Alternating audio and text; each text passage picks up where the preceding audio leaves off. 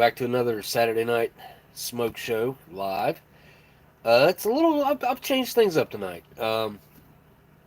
Outside of the fact that we're doing just some items that Delicious sent over, which are all unique to me. Like these, I've never had any of this stuff before. Other than maybe these biscuits right here, which I don't even know for sure if I've had these before because I don't know. I'll have to look at the paper that he sent along with those, which is up here somewhere.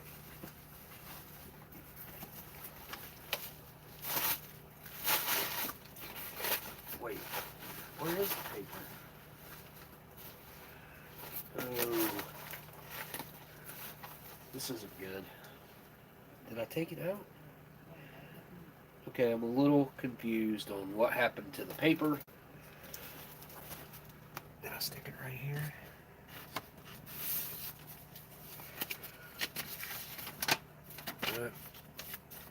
That's not it.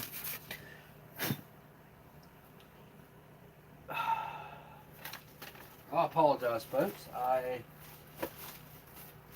have misplaced it. I'm not even sure that he sent one. Yeah, he did, because I remember there being a description of what the crackers were. Or biscuits.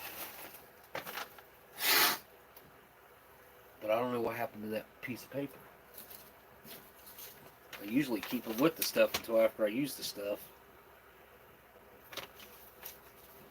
That's this box. Huh. Okay, let's see if we can see the chat. Live chat. Hey, what's going on? Letha Stephanie Byington? Mary Kay. Oh, yeah, the Mary Kay rep. Hello. I remember seeing that before. I got this weird iced coffee that I picked up that I've been looking for an opportunity to try. And it's ice cold right now. I don't know if you can tell on the camera. And I'm using a completely different camera tonight as well, which my chat's not showing up. Awesome. Let me make a really quick post with my iPhone here. The reason that I'm using the different device tonight is I thought maybe, possibly, we might be able to go out and catch the Aurora Borealis. I don't know if it's the Aurora or the Borealis. I don't know which one it is, but the lights, the like northern lights, because they were crazy here last night. I know a lot of areas in the United States got to experience this last night. Actually, all over the world. Because Dan in Australia, me and him were talking, and he sent me some pictures of what it looked like in Australia, which I can show you guys. It was pretty much just as intense there as it was here, and I will show you guys the pictures that I have here in just 1 second. Okay, I need to create a post after I get a link. Where do I need to go? There we go.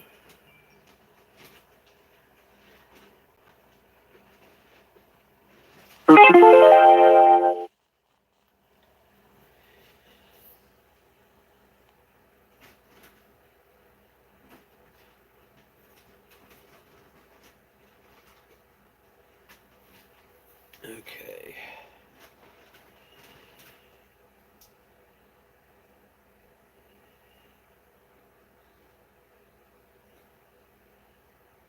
Need a quick picture.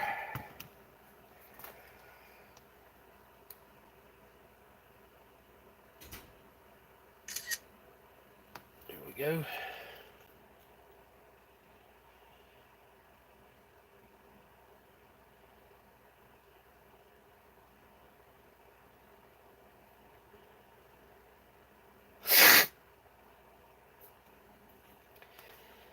Okay. My allergies were good until I started this. I'm standing right here. There's something going on here.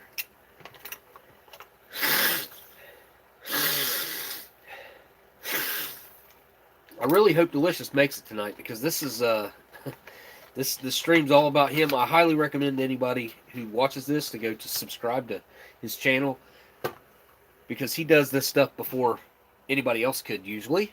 Uh, as far as he's the only Polish ration reviewer that I know that's in the MRE community that I know of.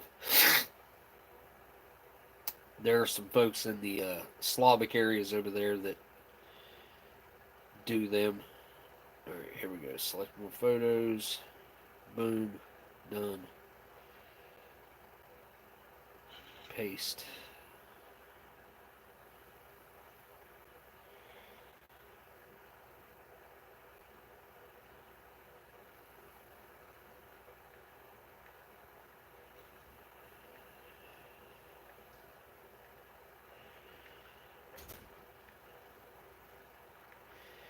Hey, Ethan.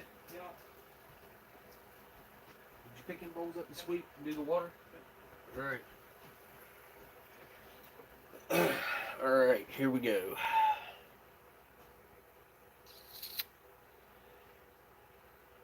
Hopefully that will get to some people. Has anybody seen one of these new Jeep Grand Cherokees? I keep seeing these ads for them, and I haven't seen any of these for sale, or like, other than these advertisements, I've not seen one like in real life. I don't think these are real. I'm curious if anybody has actually seen one. Okay, I can get out of here now. I don't need to be... I don't think I need anything else to do with it. Oh, yeah. Here, I'll show you guys some of the pictures. I'm sure there's a lot of you folks that got pictures like this last night. I'm pretty stoked about the ones that I got. What the heck? What the heck happened to my photos? Huh. Alright. Let's see. Who's... I was trying to show you guys the ones that Dan sent me. Hang on, I just have to go out to the text. Show you what he showed me in Australia. Oh, he texted me back and I didn't know it. Hang on. Oh my...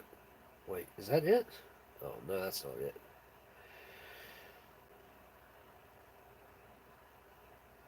There it is. The ones he sent me, or the one he sent me, has got a lot of red in it. I didn't pick up anything that red.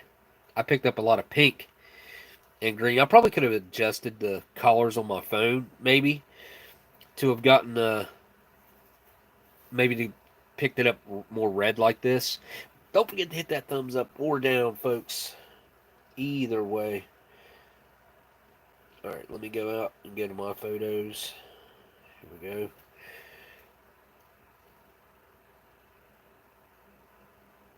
Where's mine start at? Right here. Okay, check this out. Where's it at? I think this is the video. Hang on.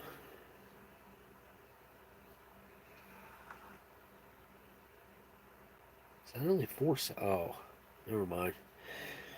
So before the lights even showed up, I guess it'd be this. Look, I couldn't see the lights at all. And there was this light that, and it was not an airplane. There were not flashing lights on it. It was pretty interesting to see.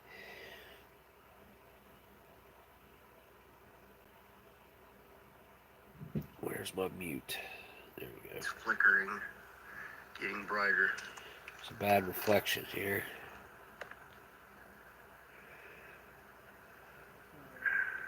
That's all the zoom I got.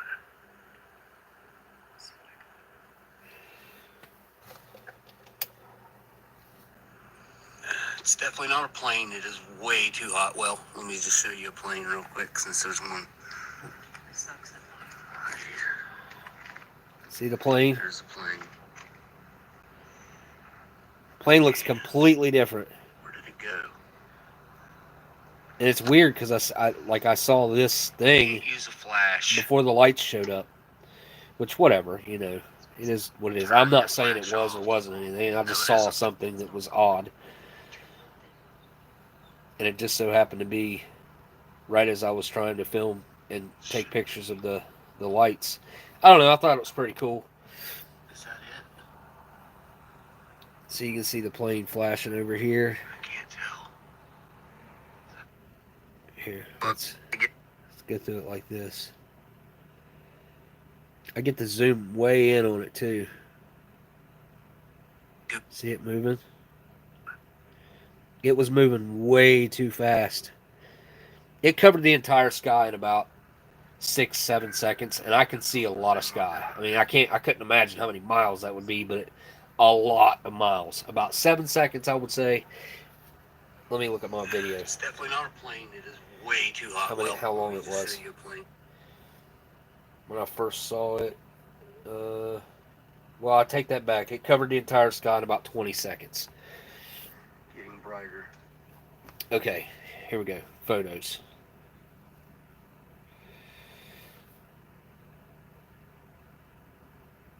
Start right here. They're pretty good.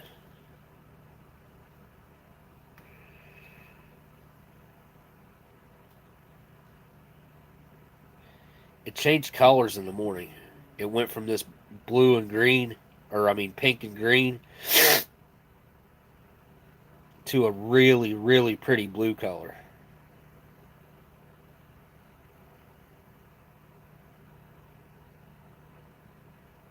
That's a good one. That's a pretty good one too. They're all good, actually. Maybe we can go outside and watch this, see the same thing here tonight. I don't know. I'll have to go out and look. Supposedly an hour after sunset, within that hour is the best time to see them. Yeah, we'll just scroll through them real quick.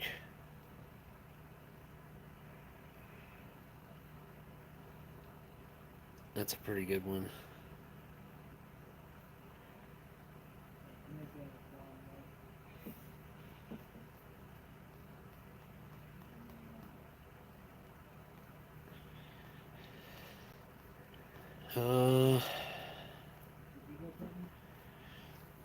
No, that's a really good one. Looks like it's coming off the trees.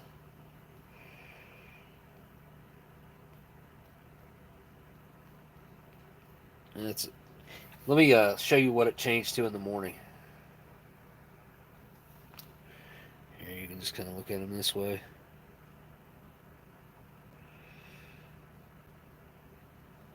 That's a good one. Look, there you can see.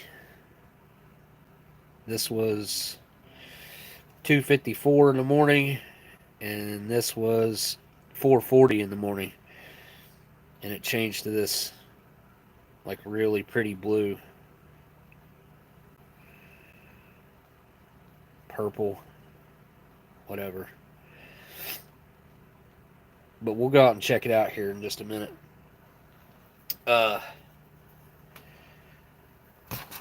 Now, Delicious said that I could eat this right here hot or cold. I'm going to heat it up because, I don't know, I just feel like that's the right way.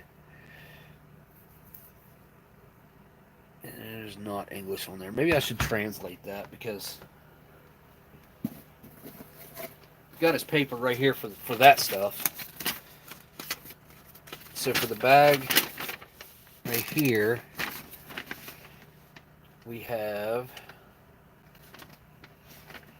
wait, this is a new dish. He said this is an Arpol, where's it at? There it is. Arpol, which is the manufacturer for the military food. The cans of food that go into the SRGs and the SRs. That's what, well, not all the time, but that's usually what you'll see in there. He said this is a new dish, kind of a pork luncheon meat. Contains also pork cheek. I don't know if that means bacon to him. I don't know. And he said not to keep it long because the date's approaching. That's why we're having it now. Still having stomach issues, like weird heartburn. I haven't even eaten since yesterday. I did eat yesterday, though. He said it should taste well cold, but you can try to warm it up. Okay, so he does kind of suggest to warm it up. The green bag right there is also from Arpol, or Arpol. I don't know how to pronounce that. He said it's something he's never tried. Huh, it's something I've never tried. Interesting. Peanuts with honey and cinnamon. So, some like coated peanuts, honey and cinnamon. And then the bag right there is Ukrainian bread chips. Oh, the flavor is Kodet Karanim. Karanim?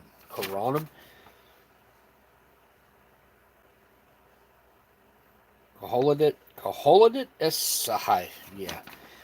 Known in Poland as Zimniznoski, or quotations, he says cold legs, or Gallart in the dish made of pork feet, knuckles, a kind of savory jelly with meat flakes.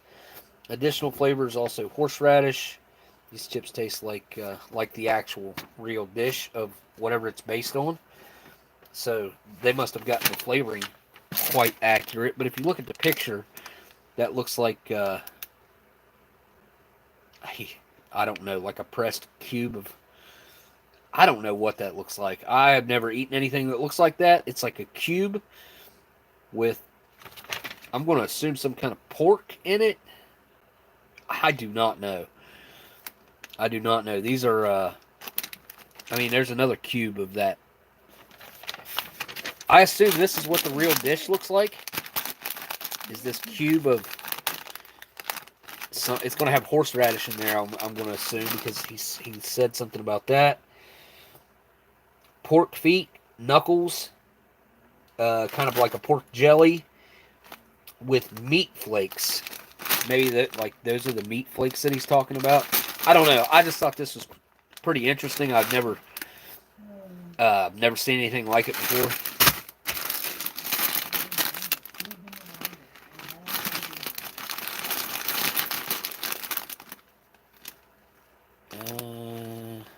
As many languages are. Oh wait, English is under there. Under the nutritional sticker. Let me see if the sticker will come off, because if it will, I'd like to look what the, nope, that is not going to come off of there. Not without leaving its residue behind.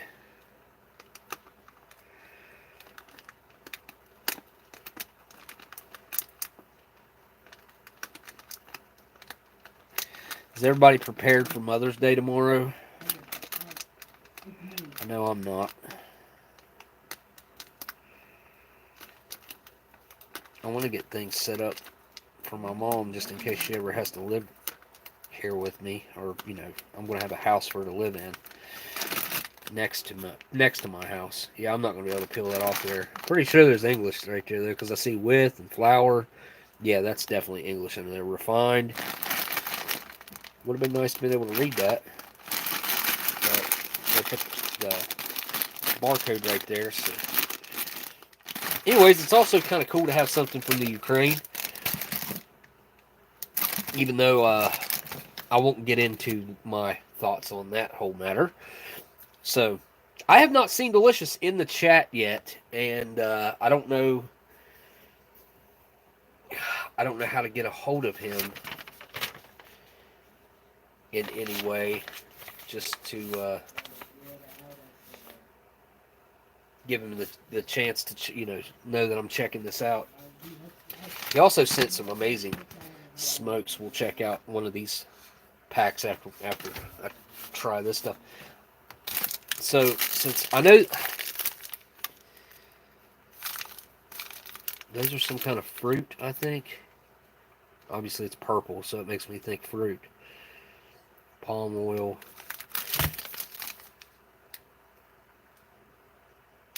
And that's got a pepper on it. I guess I'm just going to save those since I don't have the paper and I haven't seen him in here, so that's fine because I have alternative crackers right here. But I do want to go throw this in some water. I'm going to see if that sticker, how easy that sticker will come off of there. I figured it'd come off easy right there, but oh, look at that. My man. Look at that. Oh, I spoke too soon. Count my chickens. Long before they hatch. Cool. Now I got me a little sticker. I like it. I'm going to stick that. Where am I going to stick that at?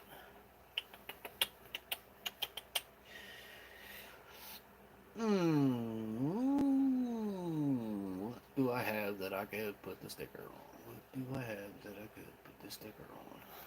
What do I have that I could put the sticker on?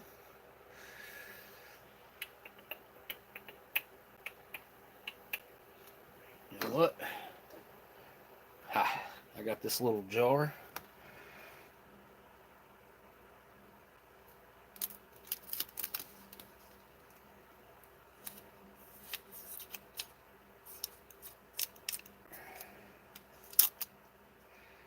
Oh, I didn't get it high enough.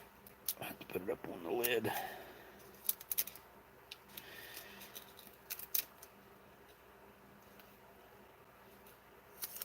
There we go.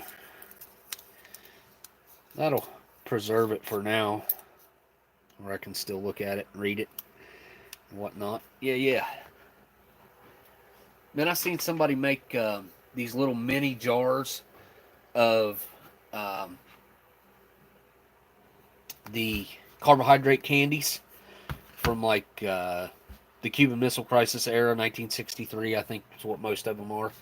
But they made these little miniature jars of them and replicated the top of those like 29, I think they're 29-pound tins of the candy, the carbohydrate candy.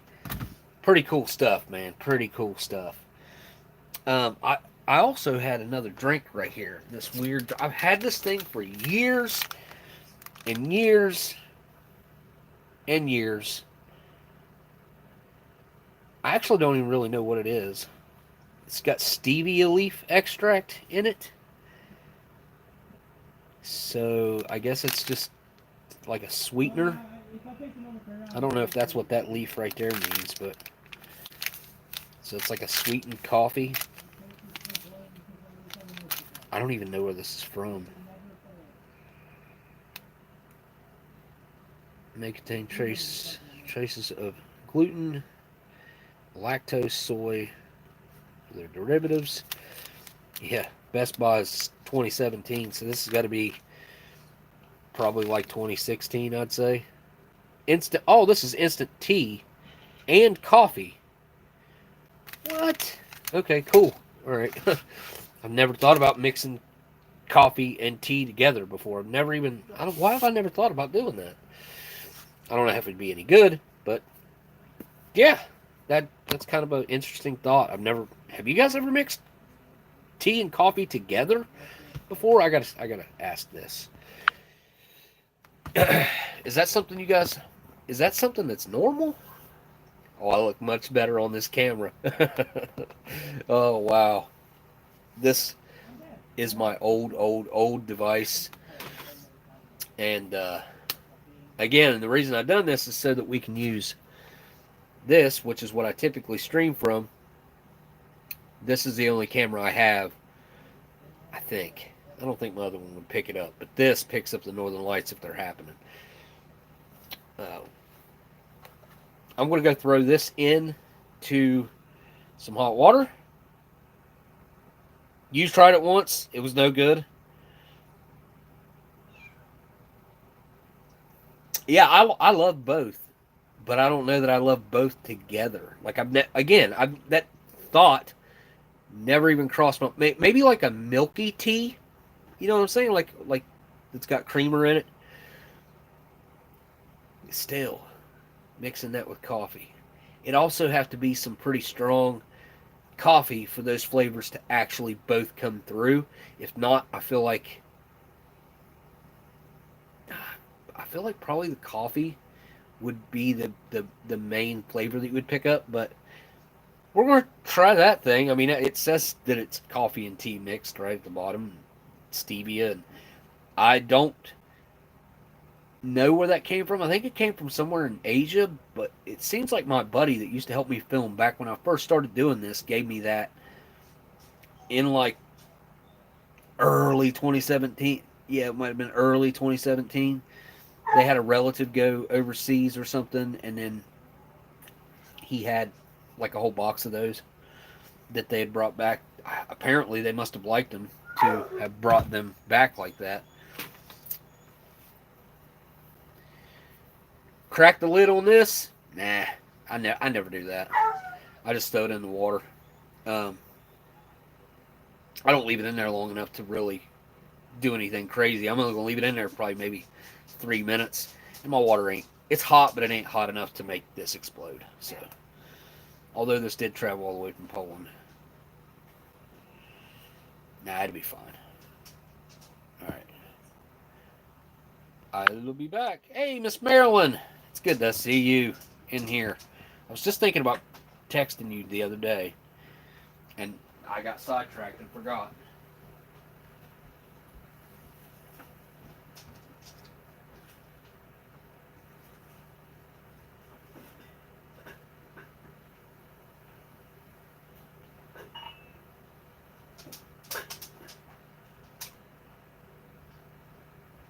What are you doing? Did she just give you a treat? Alright, I'll be right back. I'm going to go see if the lights are happening real quick.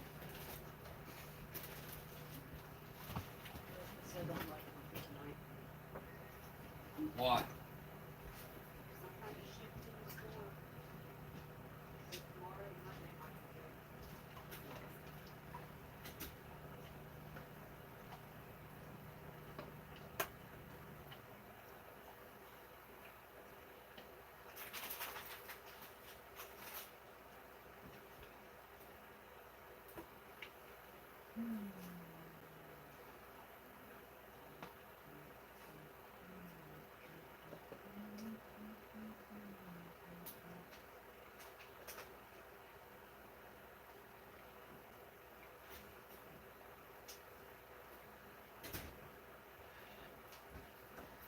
Well, Amber just said that apparently the storm has shifted and it's not going to end up happening tonight.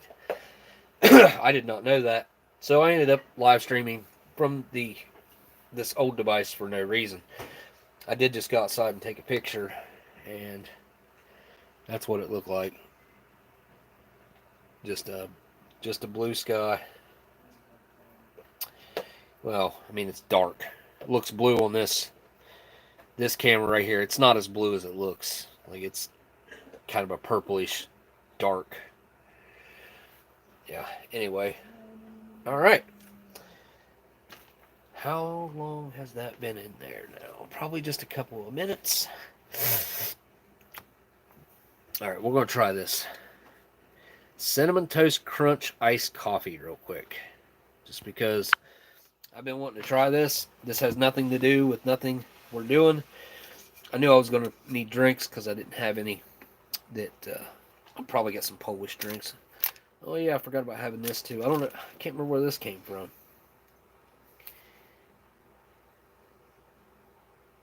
Cafe con leche. I don't know. I can't remember. What's going on? Power went out yesterday, so you opened a 23 inspection date chicken chunks MRE. Had fat-free mayonnaise instead of the buffalo sauce. Yeah. Okay, so yeah, they switched that back in like, I want to say like probably 18 or 19. Am I wrong? I think it might have been 20. I know they switched it at some point to that stupid fat-free mayonnaise, which is... I don't smell any cinnamon. But yeah, that fat-free mayonnaise is like... I can't think of anything worse that they could have put in there. I mean, I guess they could have put ketchup and mustard in there. That probably wouldn't have been very good. But here we go. Cinnamon Toast Crunch Iced Coffee.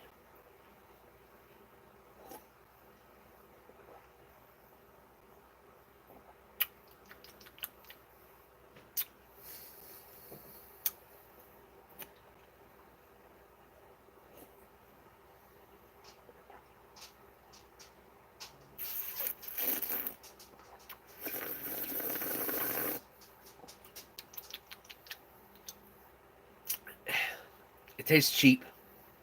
Not much cinnamon to it. It's creamy.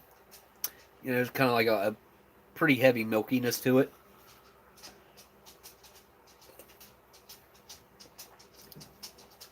But the coffee itself, I feel like the flavor of that's really lacking. If I'm going to have something that's coffee-based, I want to taste coffee. You know what I mean? I want that to be the main flavor.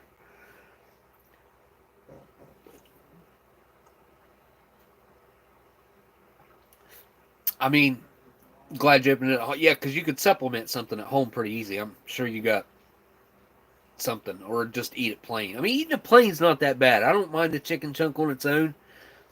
I think they should put a pack of relish in there and a pack of real mayonnaise in there, and you talk like that would be good. I mean, this is an all right drink, but it doesn't taste like Cinnamon Toast Crunch, and it doesn't hardly taste like coffee. Like, it's really, really faint. But it's all right, you know. I mean, it's an all right drink. It's just not what you think it should be. All right, let me go grab that out of the boiling water. Right back.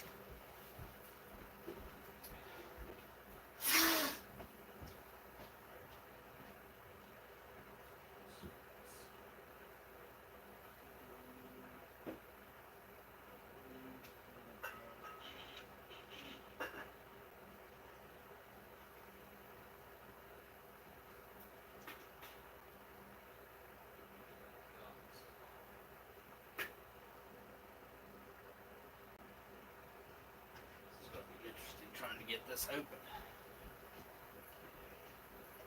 I wonder if this is going to be more like a savory type dish, or what this is going to be like. There it is. Didn't really swell up. I mean, just a tiny bit, but it is smoking hot. Smoking hot.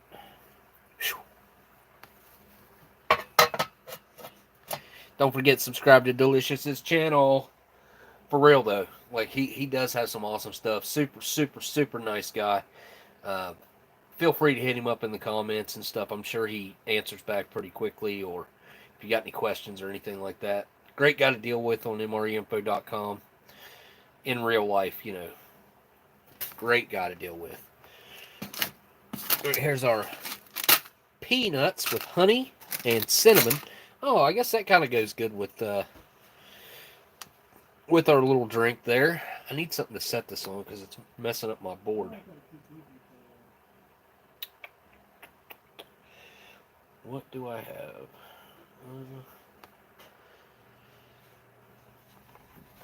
Here. There we go. A pack of smokes right there. Alright, it's probably going to take me a second just to be able to open that. So, let's try out this other stuff.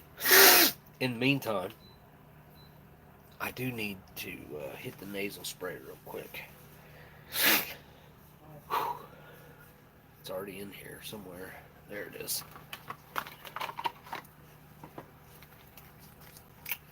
Hey, Smitty's here. There's a link to Smitty's channel. There's a link to Delicious right at the very top of the description. There's a link to CT. There's a link to... Should be a link to Multi-Magnum. Should be a link to just about everybody who's got a channel. Down in the description, highly recommend going and subscribing. It doesn't cost you anything. They're just real people looking to, do their thing on YouTube. Just like we all... That's, part of what we all do on here, I guess. But the community that comes out of it is the biggest payoff, in my personal opinion. Wait, Smitty dumb autocorrect. Living the dream.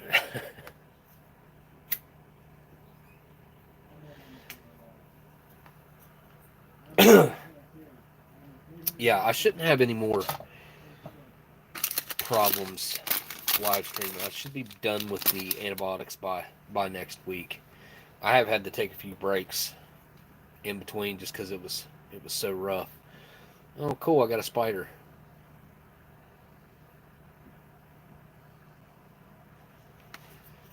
Check it out. It's old Smitty sticker too. Hang on. There it is.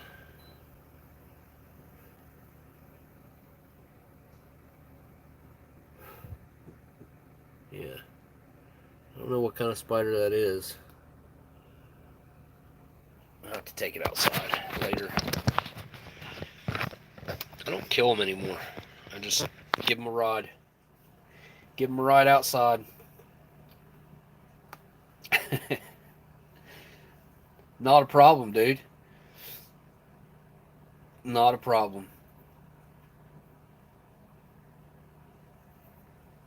Looks delicious. I see what you done there. Alright, let's open up the peanuts last, because they'll probably get sticky from any humidity in the air. These are Ukrainian... some kind of like... I'm going to guess it's some kind of like pork crackling or pork rind type deal. Although it is made into a stick. I really don't know. It's from Ukraine. Where's that? He says, oh, it's a bread chip. He calls that a bread chip. Okay, I can kind of see it, like a long crouton, like a long skinny crouton. And what in the world are they dipping it in right here that's like super pink? What do they eat that's pink like that? Something with beets in it or something? I don't know what that is. Let's see. I'm just going to show you guys what he wrote. Right there at the very bottom. His description. I mean, it does have some horseradish in it, he says. But the original dish is made, he says, the savory dish made of pork feet, knuckles, with some kind of like savory jelly and meat flakes. The jelly's what holds that cube together. Yeah, okay. So you can see those cubes. There's one there, there, and there. But again, I really don't understand. I don't understand it. This is not something that I'm familiar with, or that we have anything even relatively like this that I can think of in the United States. Now, when I filmed Eating History,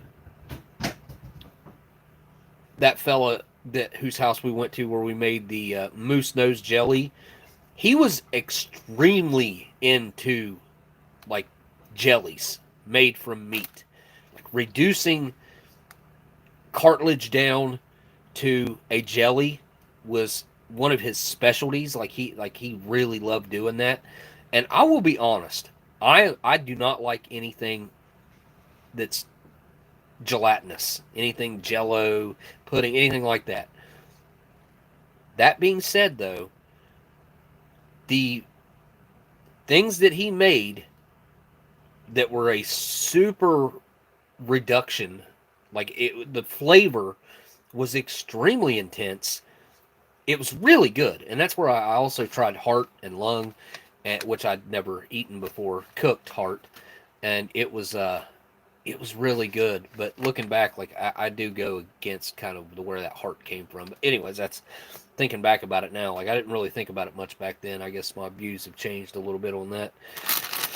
Anyway, bread chips, savory, going to be like a meat and horseradish, and I don't know again what they're dipping it in. I don't know if that has anything to do with the flavor or not. I don't know. Maybe it's not hummus of any kind. I don't know what it is.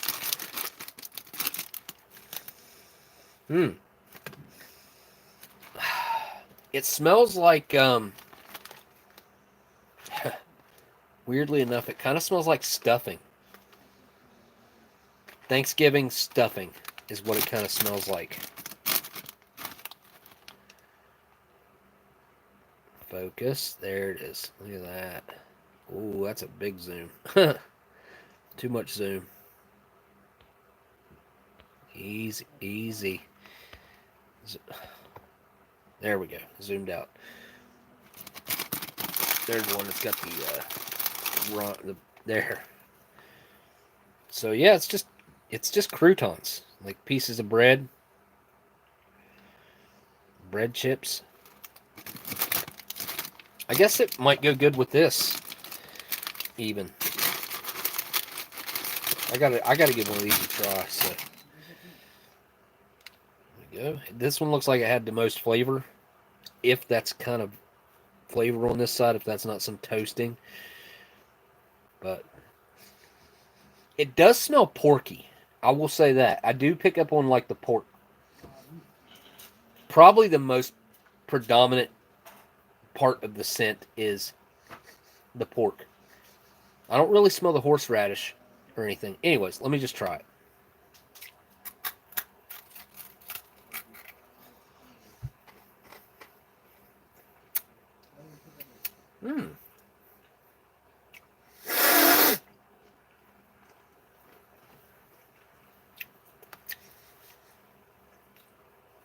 Wow.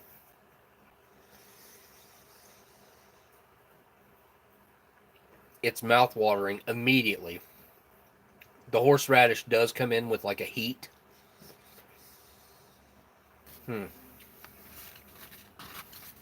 And for a glorified crouton,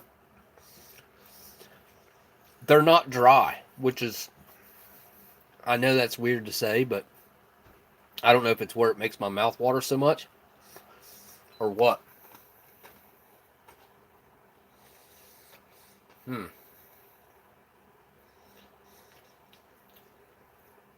Those are literally delicious. I think a lot of people would probably have a little trouble with them because of the spice level. But they are savory. And they have a they do have kind of a meat flavor to them.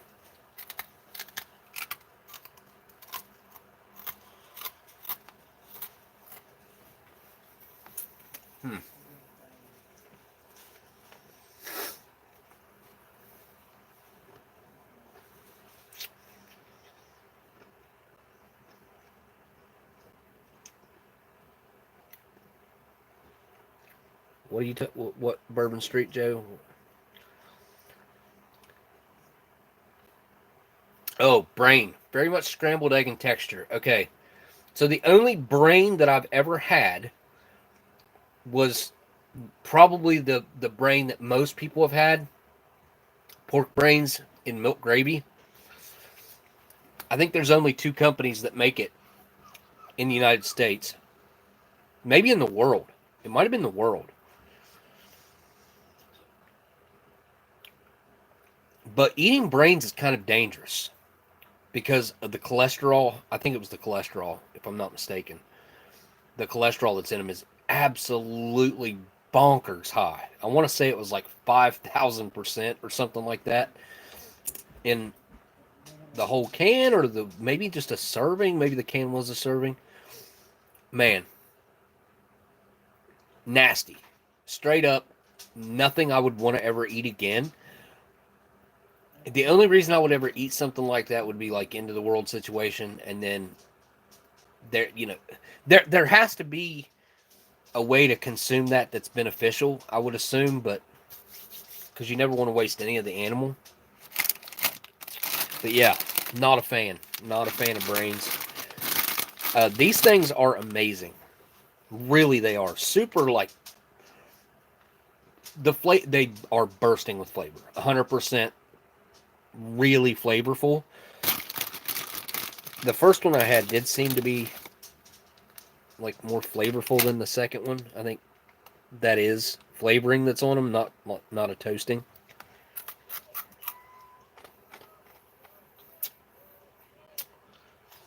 Mm-hmm. It is.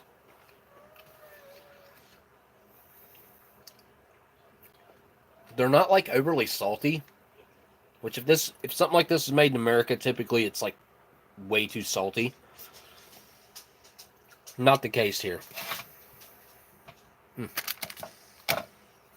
Dang it. I need hot water. Hang on. Be right back.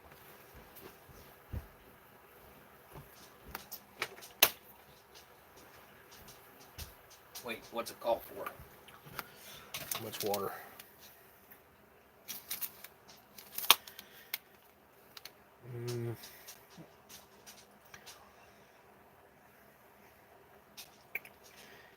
Tell me it's not going to say.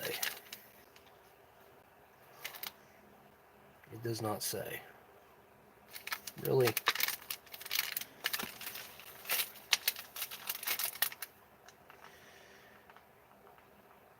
No.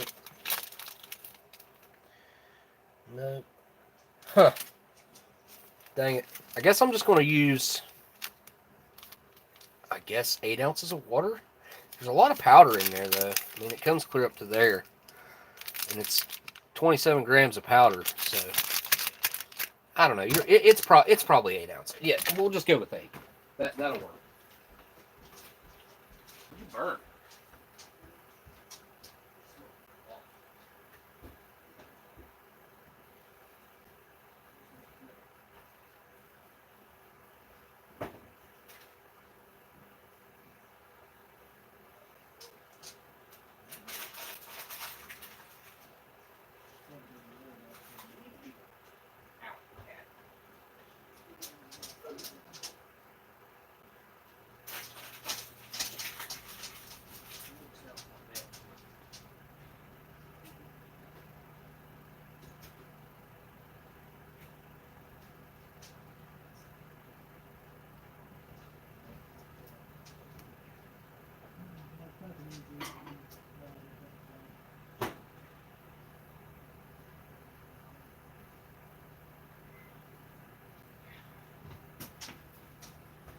Okay, sorry about that.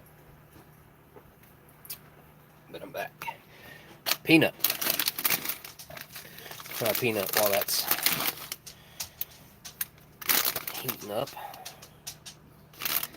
It's kind of like a moment right there. Looks like you almost open it right there. I want to open this without just ripping it open.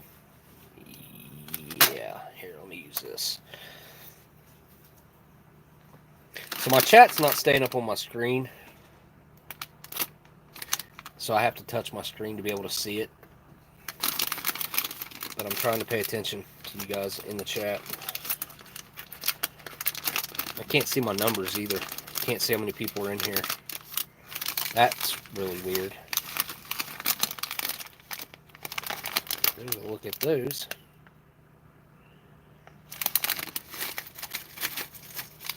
Looks like a toffee covered peanut.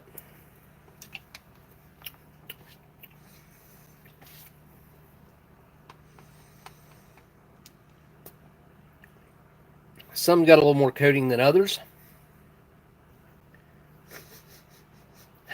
I can't smell anything. It smells like peanuts. I don't smell any cinnamon. And honey, it's hard to smell honey, in my opinion. All right, let's give these a try.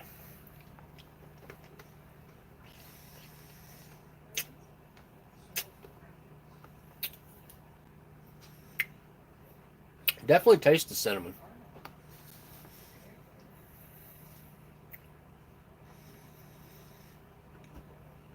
They're nice and crunchy.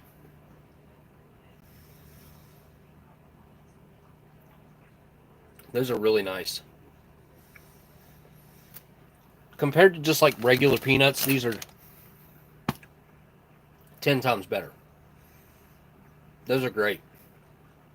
The cinnamon is subtle, but it's also there. Like, there's no question that it's cinnamon flavored.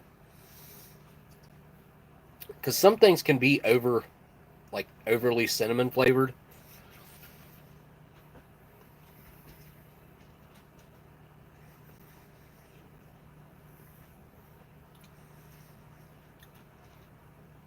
I think that water's just about done, probably. Here, let's take a look at this. Again, this is pretty old. It's been sitting in my bedroom on my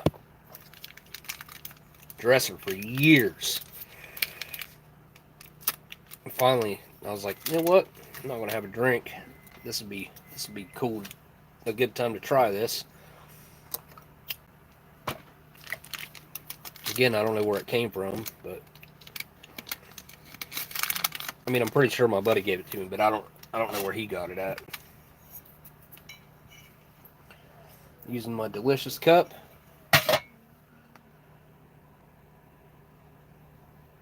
Alright, we got water.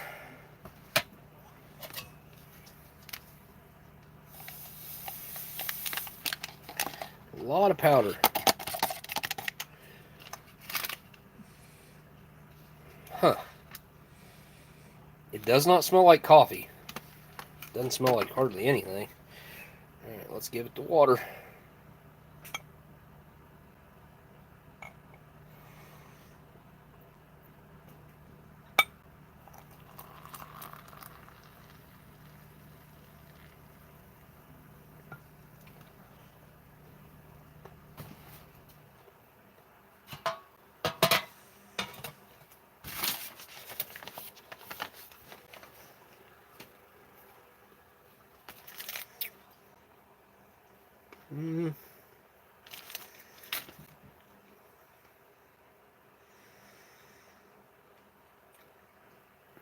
I'm sure I got some Polish spoons somewhere. There's one. Yeah, we'll just use this old MCI or MRE spoon. I'm not sure which it came from, but this looks like it's hot cocoa or something, but that's definitely not what it is. Coffee and tea mixed with some stevia and probably some milk, I would assume.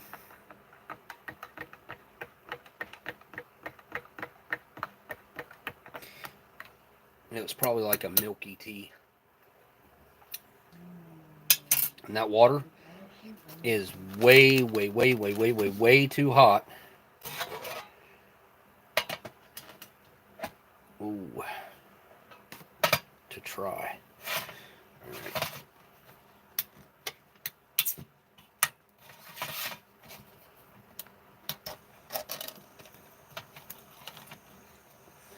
Oh. That's a lot of meat. It smells exactly like you would think that it smells. It smells like a porky luncheon meat.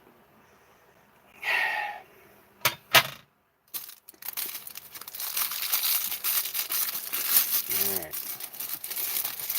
I do believe these are Ritz crackers. And a chunk of meat, which is fairly firm, to be honest. We're going for it. You can kind of like smell some of the spicing in there. Smells like maybe some sage.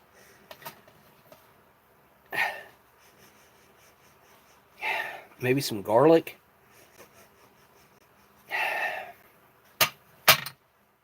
Alright. Here we go. Down the hatch.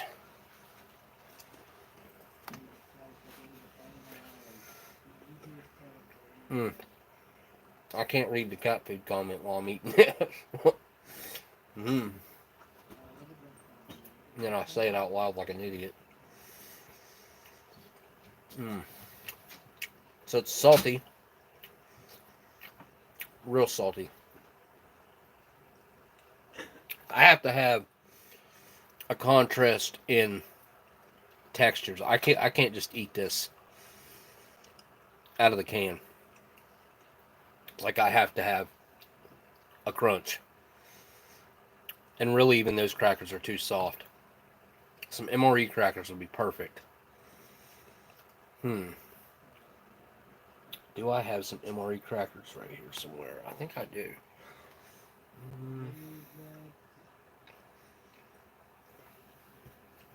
Let me look.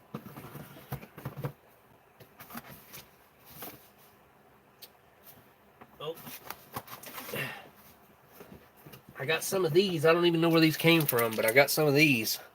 Maybe these will be properly crunchy.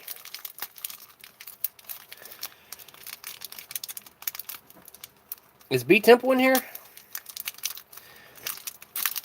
was just thinking about him the other day.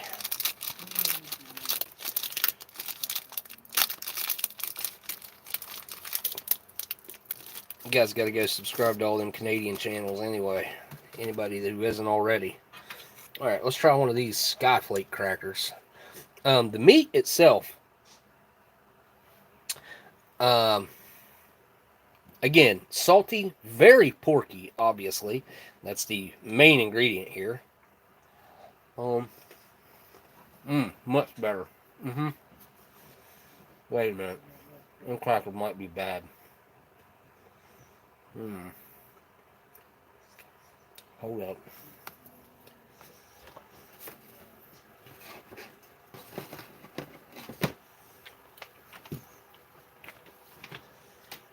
Them crackers taste weird.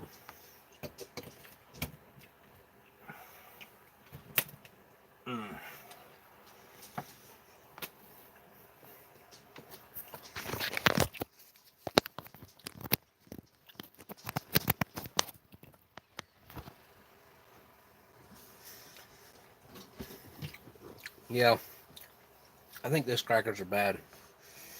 I don't know. Let me just try one of them on its own.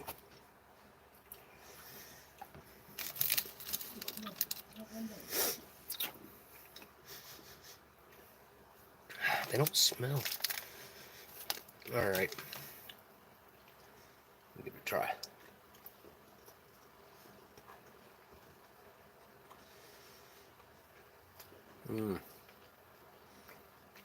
Yeah, those taste weird. They do not taste the way they're supposed to. I don't know that I'd classify them as being completely off, but they're certainly not prop. They're not the way the flavor is not the way it should be. But I have a remedy for that. I'm going to do this. Do this. Like this. And then I'm going to get a couple of these amazing things. And we're going to do this.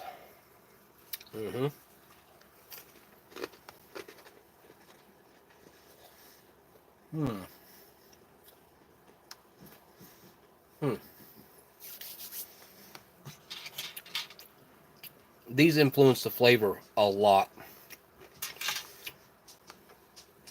Kind of brings out the more herby flavor that's in this, because there are definitely some strong herbs in this.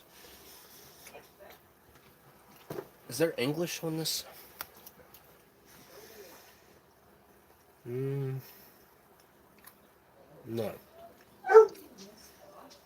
It appears that it might be 80% pork, though.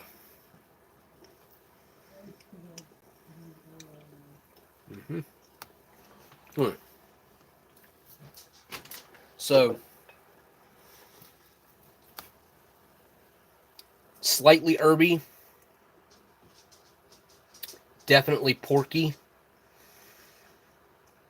I don't really pick up any like bacon flavors or anything like that, but I do feel like this is one of those types of like meats that can be eaten pretty well hot or cold, and it's just about just as good either way. This might have like that greasy, congealed type of mouth coating if you eat it cold. Eating it warm like this, it's pretty pleasant actually. And I'm not a big, huge fan of like soft meats like this, but the flavor here is pretty good. Like, it's better than I expected. It does not look appetizing to the American palate. This is not like, I guess this is not something that is typically eaten by Americans, that, you know, like a pate style or canned luncheon meat type deal. I mean, some people do eat like treat, but I feel like that's kind of fell by the wayside. We don't really eat a lot of stuff like this over here. And I don't really know why this isn't a thing over here. It's an affordable way to get a decent, hearty meal into you, and easy. You can carry it anywhere, it's shelf stable. It does make a lot of sense, really. But mixing the two, this adds the nice crunch that this cracker is lacking, and it really, the flavor on this is just so intense. These things are really good, mouth-watering, really good stuff. Mm-hmm.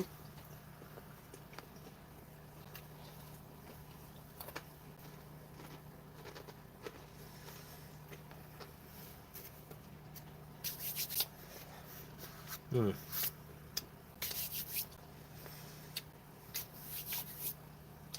Let me check the chat. Hey, Delicious is here. All right. Good deal, man. Well, thank you for all this awesome stuff. Awesome food. Amazing smokes over here, too. Which, who knows how YouTube feels about that. We're definitely going to break out one of those here in a minute.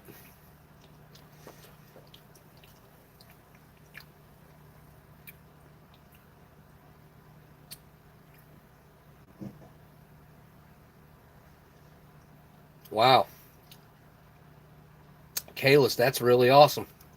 Really awesome. No cancer, and got a video editor. I need one of those. Yeah, I definitely need one of those. Need to find me. I've been looking. I just need to go to the college, I guess. Like, I really need to step outside the box. Or outside my neighborhood, my comfort zone. Yeah, I keep finding myself wanting to go back to this. Again, this is not something I would typically eat, but I do like it.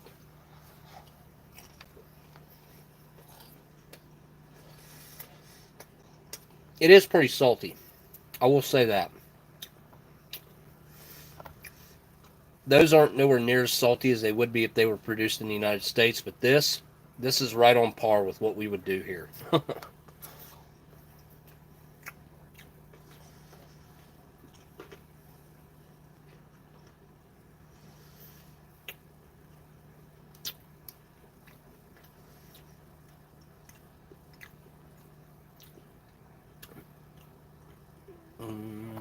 What happened to that comment?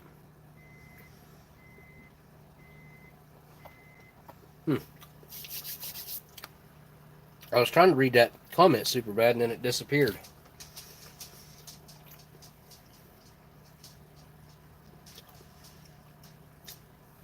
Guys, don't forget to hit that thumbs up or down. Either way, let YouTube know what you're thinking.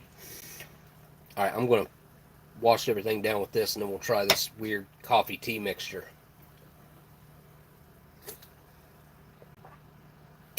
Wow, that tastes really sweet now. And it tastes weird.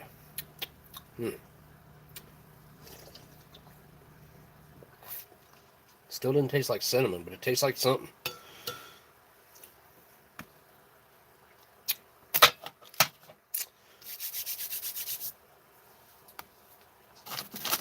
Yeah, these things right here are awesome.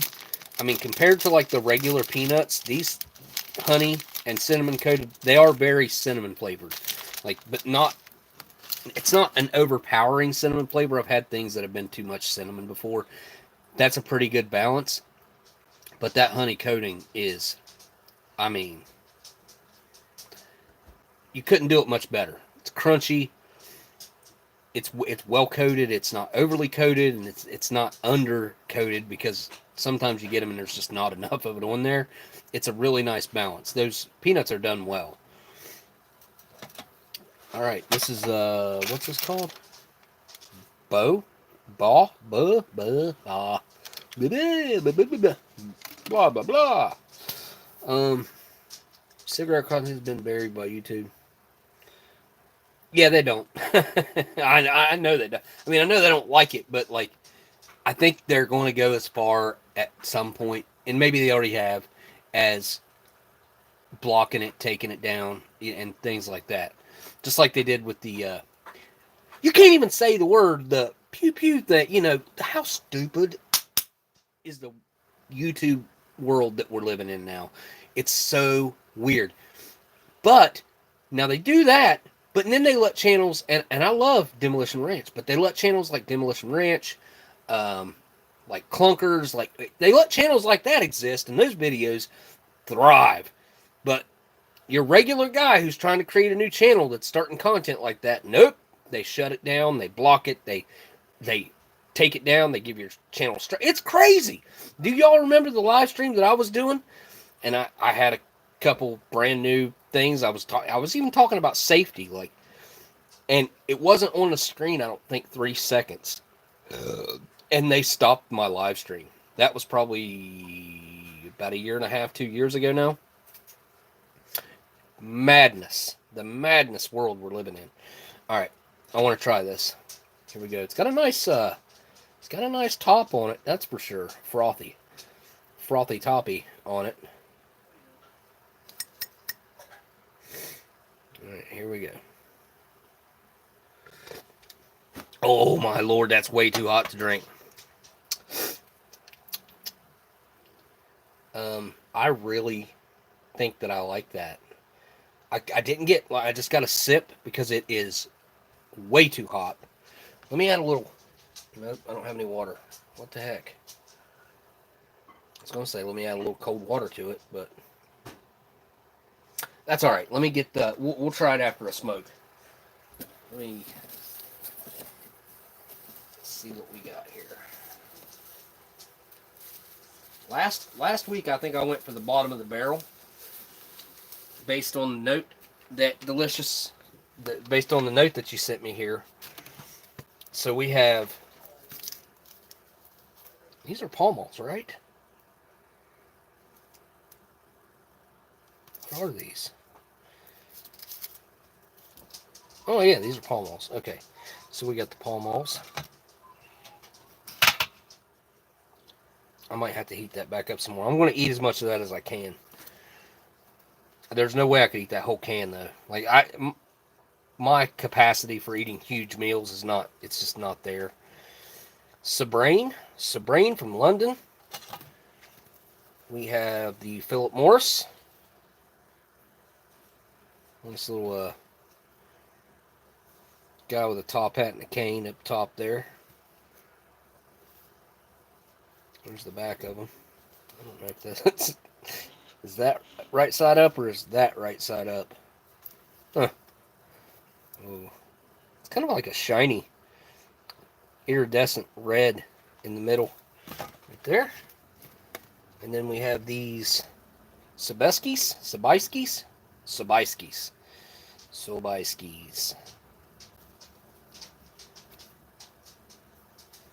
And the Sobieski's are...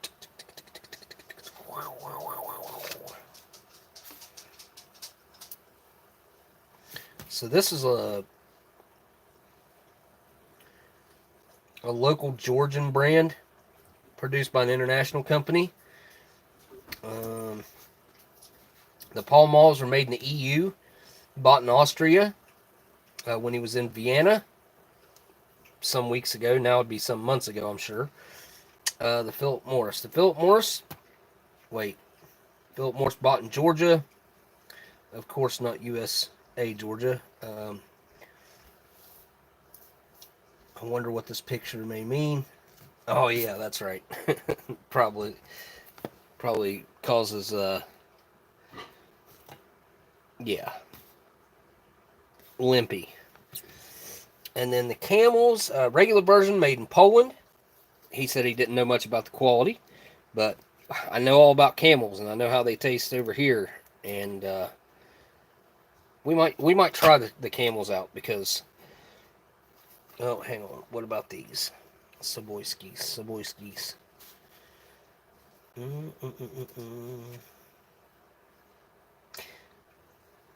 And the last Polish brand which remained is, I don't know if he means January. These Saboyskis, named after the famous Polish king from the 17th century, mostly famous by protecting Europe from the Turkish invasion in the Battle of Vienna in 1683. Super cool information. So these are a classic Polish brand named after a leader. Do you say king? Yep. Polish king from the 17th century. So this Saboyski was named after the Polish king. I wouldn't mind trying these since it's a classic Polish brand and we're having Polish, well, mainly Polish, Polish, Ukrainian. These are Polish too. Let's try the. These are just made in Poland. Wait, yeah, regular version, made in Poland. Said he didn't know much about the quality. So these are camels that are actually made in Poland, and they're yellows, whatever that means. I have no clue. It's got a Firm-Tech filter, it says. Okay. Okay, I don't know what those symbols mean. Is that something to do with recycling? Or I don't know what that is. There's a barcode. Cool. All right. Well, let me pack these up and let's check them out. Super bad. Have you ever had a Dunhill smoke? Expensive, $1.15 per stick, but are awesome. Dunhill. Seems like I've had Dunhills before, but I don't know. It doesn't stick out in my mind if I have.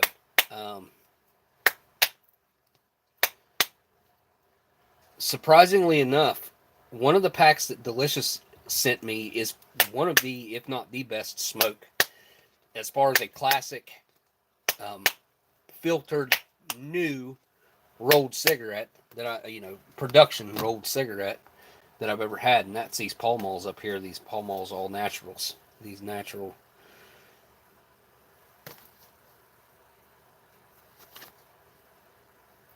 What's that? Pall Mall Quality American Blend. These are called something here. Let's see. Pure taste, additive free.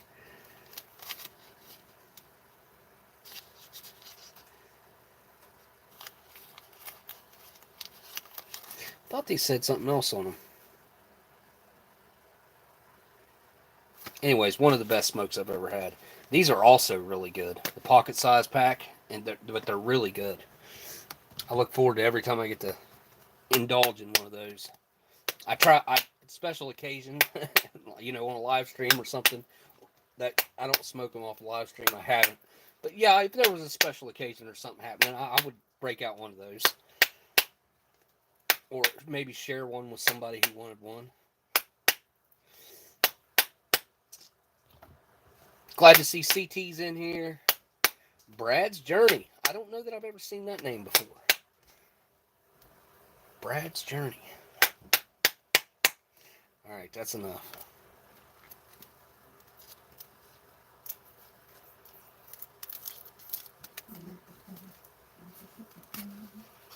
Oh. I didn't expect it to look like that when I opened it up. Inspiration. And then a really cool, like, embossed camel logo on there. Like a retro, I would call that like a 80s, early 90s type of, I don't know if you'd call that a font. Kind of looks like a neon light type deal. Now I'm going to attempt to leave that piece of paper on there. Flip my Lucky over.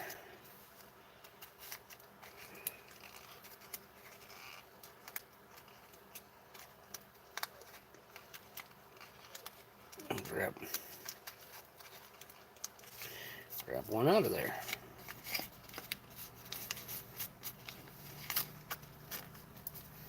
Wait, let me smell these. These do not smell like American Camels.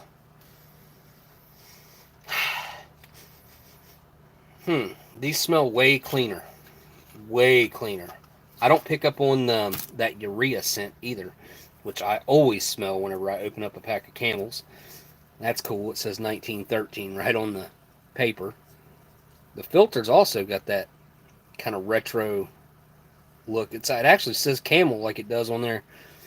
I don't know if you can see it. There's the C. There's the A. M. E. L.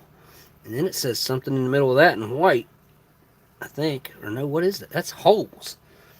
That is holes in the filter. That is weird.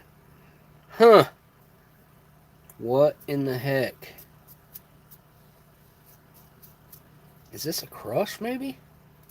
Some kind? I don't want to squeeze it yet. Huh. I'm intrigued. I'm intrigued.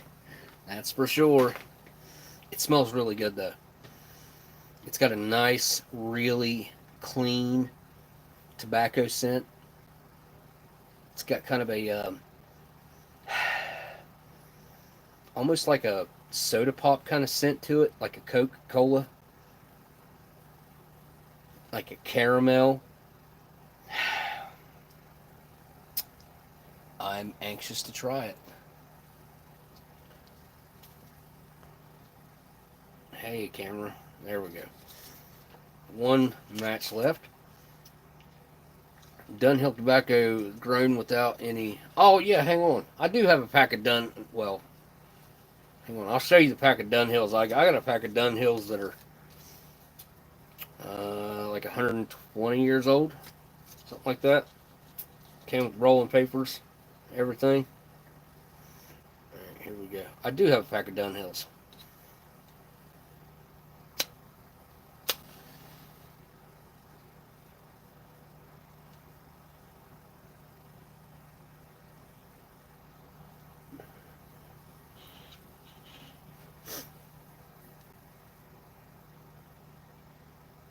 So weird.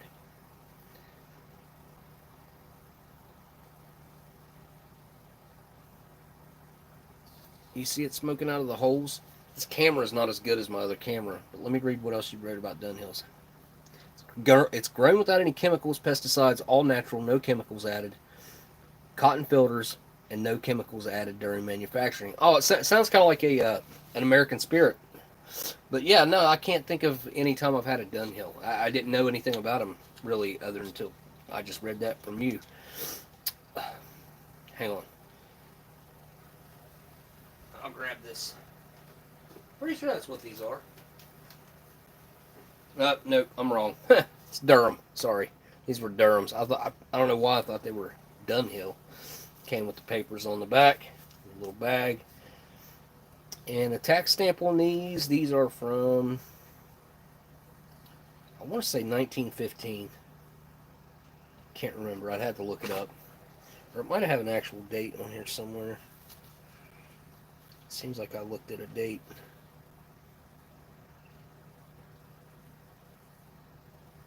I don't know, but I know these are old. Maybe it wasn't 1915. Maybe it was 35.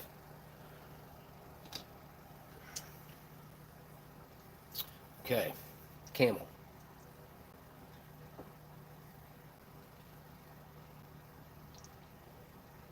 The holes in the filter are definitely affecting the drag that I'm getting. Now, maybe if I cover that with my fingers. Oh.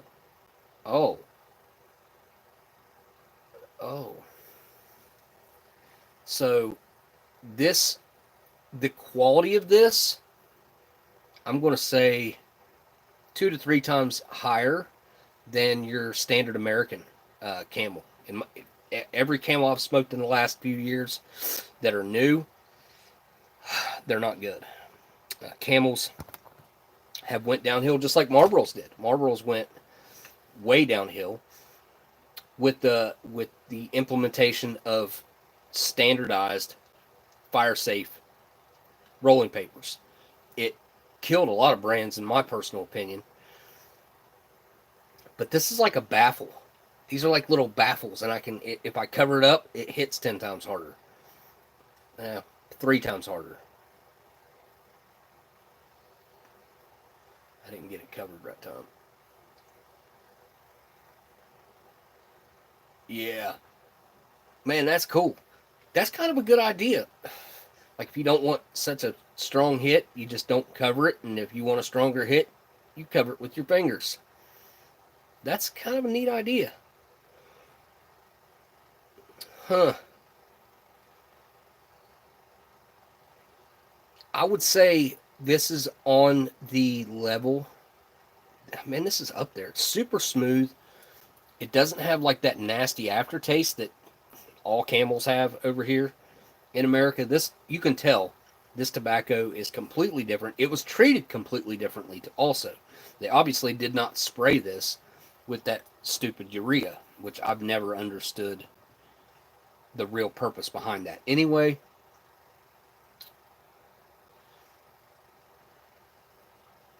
now you do got to kind of be careful that you're actually holding over the holes. But when I hold the holes, I would say it's slightly stronger than a full flavor. And when I don't hold the holes, I would say it's right equal with a light, like or a white, or whatever they call them now. I don't even know what they call them now. But here, without the holes. Yeah, it's night and day difference. It's really kind of neat. Does it say anything about that on there? Couldn't read it if it did.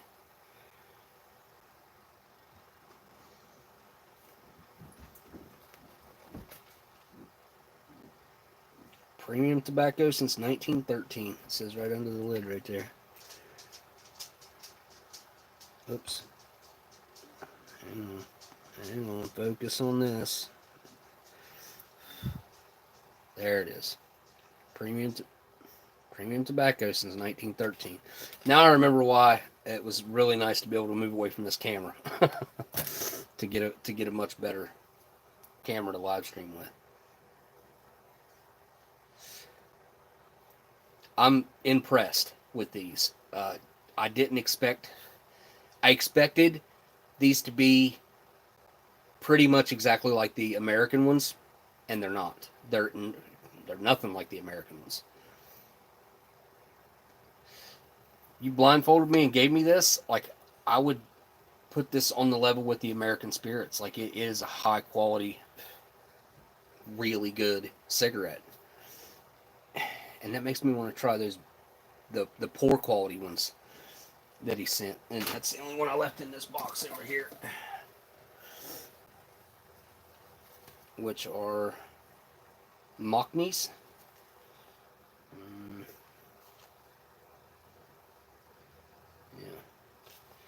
MOCNE. MREs, how I would pronounce that. This also has the little turtle and the fingers flicking the cigarette. Here, focus. There it is.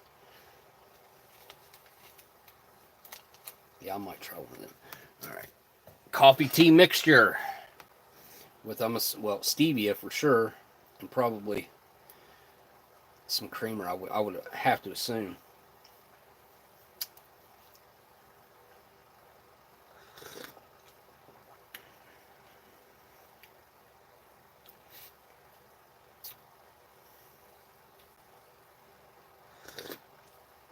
Isn't stevia that stuff that people were sprinkling on their food years ago to make them lose weight? isn't that what stevia is? Do you guys remember that trend or that time period where people were carrying around these little packs of stuff and like sprinkling it on their food? What is that, Cliff? That's what that was, stevia. I mean, I never looked into it or paid any attention to it. I mean, I remember it years ago, but it just hit me like, oh, wasn't that what that stuff was called?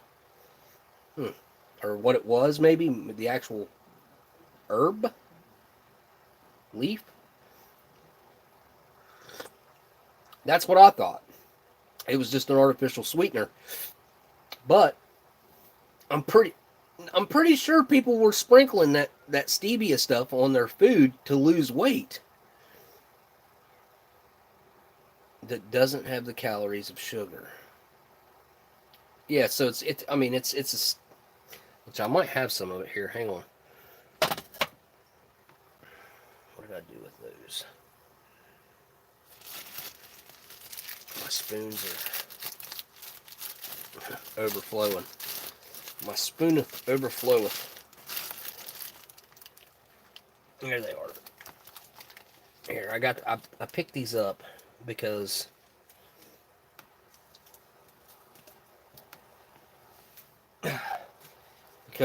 they had 3 different sweeteners that were not sugar. So the pink one, that's saccharin.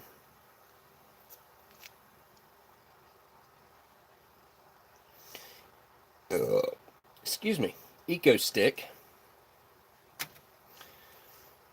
You want some hyperbolic paraboloid? Hyperbolic paraboloid is what a Pringle is. Yeah. The yellow one is sucralose sweetener. So we've got sucralose, we have saccharin, and we have aspartame. So we had 3 different kinds of sweeteners, and like I said, these were all on one table. I can't remember where I picked these up at. I was like, oh, that's cool to have examples of all those that I could have just sitting around. So aspartame, but I do not have stevia. No, I got another pink one and another blue one. So no, I don't have a stevia. And stevia, I don't think that's common for us in America anymore. I don't know if they found out it caused some sort of health thing or something. I'm assuming.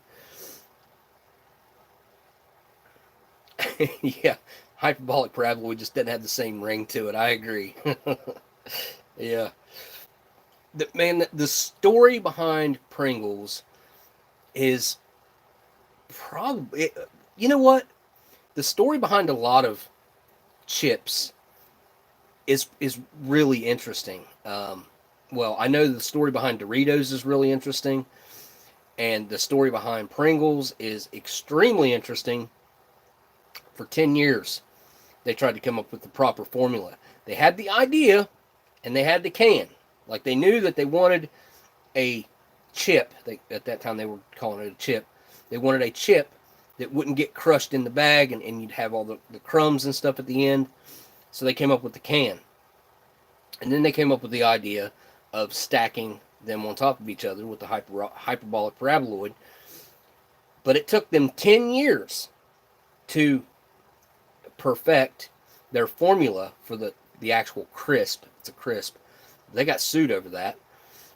They came up with what we know now today as Pringles, and I don't think they've changed that formula really ever since the beginning. I agree, CT. I agree. Like the bottom of a bag of Doritos used to always be my favorite part. But I'm not a big Doritos fan ever since they changed the cheese back in, like, I want to say that was probably I want to say my second son wasn't very old. So anywhere in between like 2005 and 2010. Somewhere in that area, they changed the cheese of Doritos, and I boycotted them. I was like, I'll never buy another bag of Doritos. And I stopped eating them. I didn't eat them for probably, I would say, a solid 10 years. did not like the direction that they moved in. And I don't know for sure if the government made the FDA made them change the formula or not. I have a feeling that's probably what happened, because the formula that Doritos had for their nacho cheese Doritos was basically the perfect formula for any type of food, because you could eat it and the flavor would never dull to the palate. So you could eat your 100th chip and it would taste just as good on that 100th chip as it did that first couple chips.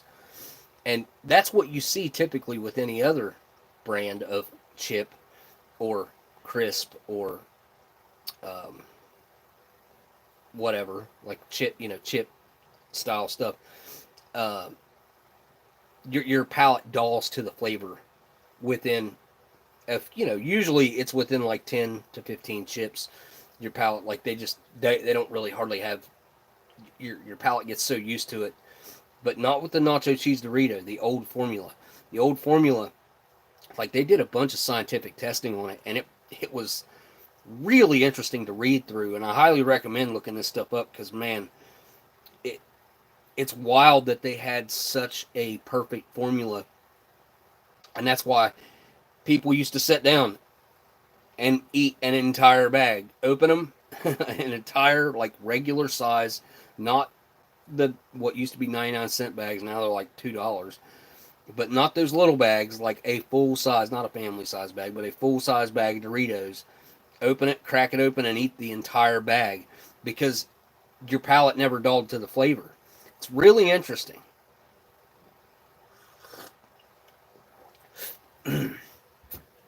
So you're a flaming hot Fritos fan, huh? I always like the chili cheese Fritos with some cottage cheese. Just a nice snack. You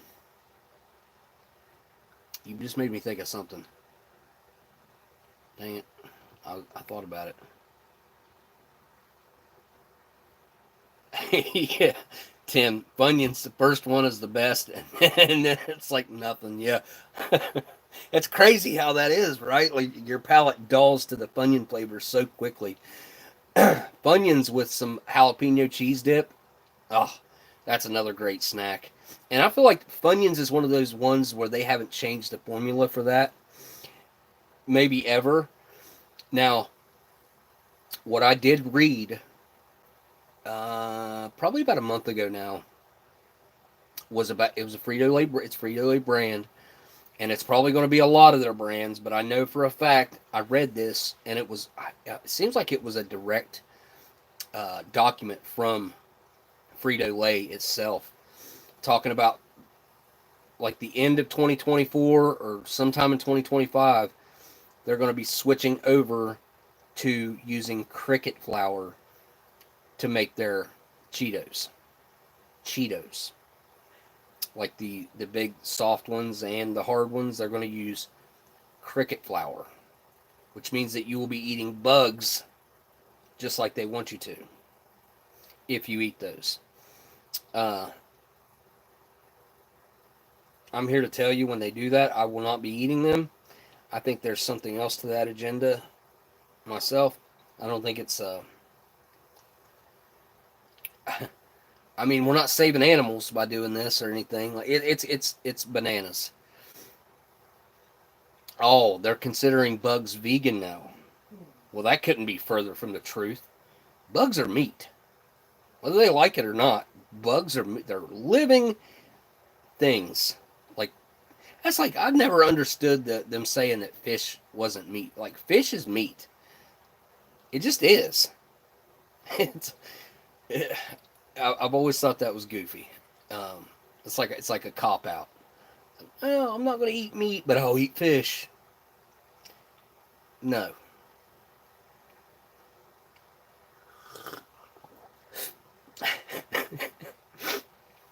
That's funny. Bugs are vegan. Bugs are vegan. Most of them. They just eat grass or vegetables. Oh. Yes, Hard Knocks, I agree. Still trading a life to continue yours. And this is something that happens in nature. Like let's be honest about that. Now, the way we have industrialized the process and we're so disconnected from it, I think that's a lot of the problem. I think, or maybe it is the problem. I do think that I'm still at the point where I'm not against eating meat. Like I'm not against eating meat. I eat meat myself. I do not agree with the way that meat is produced. I don't like the way that animals are dispatched. I know that they've done what they could to supposedly to make it quick and painless. But man, I've seen enough to know that those cows know what's up. Like they're not stupid. Cows aren't stupid. Animals aren't stupid. I think all animals, what from the smallest of animal to the largest of animal. Man, I saw a video um, last night, as a matter of fact, of animals saving other animals. There was a lot of dogs saving other animals. I think there was a couple cows and a couple goats. There was a goat that saved a bird. Um, Animals know. Like, have you ever seen the videos of like I saw one of a guy was driving down the road, got stopped by a moose. A moose would not leave him alone, wouldn't get out of the road, wouldn't let him take off. Actually, by the way, this is surprisingly good. I'm not a big I don't know anything at all about the whole stevia aspect of it, but it's creamy. It is like the coffee and tea flavors both mix pretty well. I'm surprised. It's milky too. It's really, really good actually. But there was a moose that wouldn't let the guy go down the road, and the guy got out of his vehicle, and she kept like trying to lead him somewhere. Well, she led him over to it was like a crevice that had formed in the land where it had opened up, and I don't know if it was I can't remember if it was the moose's baby or if it was just another moose from her herd. It was a female moose, and she got that man to help her get that moose out of there. And then I'm pretty sure, no, that was a deer that did this, but that moose did thank that man after. And then there was one with a deer. I think the deer was stuck in a fence, the baby deer. The mom came and got a guy, took him back to where the baby was stuck. I think it was in a fence. I'm not 100% sure. But he got it out, let it go. But when he went back to his vehicle, the mama deer made the little baby deer walk over there, and that little baby deer walked over to that man, and it got down on its knees, on like folded its legs up and got down and thanked that man. It's kind of insane to think that animals don't have feelings and they don't have emotions and they don't have souls. I do believe that animals have souls. I do. And the weirdest thing, the other day, I can't remember what day it was. It's probably been within the last 3 days. I heard my dog again, and I hadn't heard him in a long time, but I heard him bark plain as day. I was getting out of the shower, and I heard him outside my bathroom door, and it just immediately made me think about him, and I was like, and I knew it couldn't be real. Like, there's no way that he just barked outside my door. But I don't have an explanation for that. And I definitely heard it. It's not like I'm hearing things or I don't think I'm crazy. Maybe I am. I don't know. Maybe I'm crazy. I don't know. Sure sounded like my Sebastian. Sounded like my toy poodle that passed away. Well, are we coming up It hasn't been 2 years, has it? In July? Maybe it's been 2 years since he passed away in July. Was it 2022? It had to be. Or did it? Might have been 2023. No. Anyway.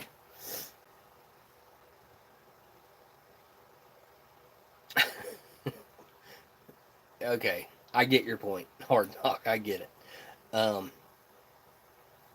I wouldn't say that makes me crazy. That might make me dumb, but not crazy. You know what I mean?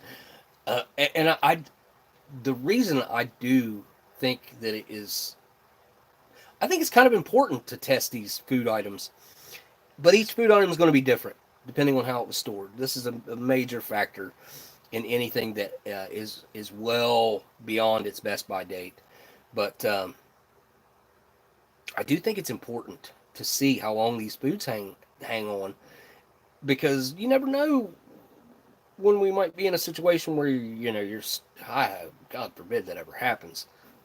But anybody who's paid attention to what I do, what Steve and what anybody else in the ration community who eats old, vintage rations and old food, like, we have proven that a lot of these foods, man, like, they're not. See, that's something I would like to almost create a campaign for, is to stop the waste that we have. These stores, I know it's all about corporate greed and everything else. It has to be. It has to be the driving factor behind it. And there's no set dates by any regulatory administration of any kind. There's no, like, FDA saying, well, those chips, that bag of Doritos is only good for 3 months from the day that they were produced. No, it's the company itself that are putting these dates on there, and whether or not they do the testing or not, some of them do, some of them don't, to see when their food starts to go bad, or when it starts to lose nutritional value, or when it starts to lose flavor. It's up to their own discretion, more or less. Like, they're the ones coming up with the rules and regulations when it comes to that stuff. Tim, 25-year-old Twinkies.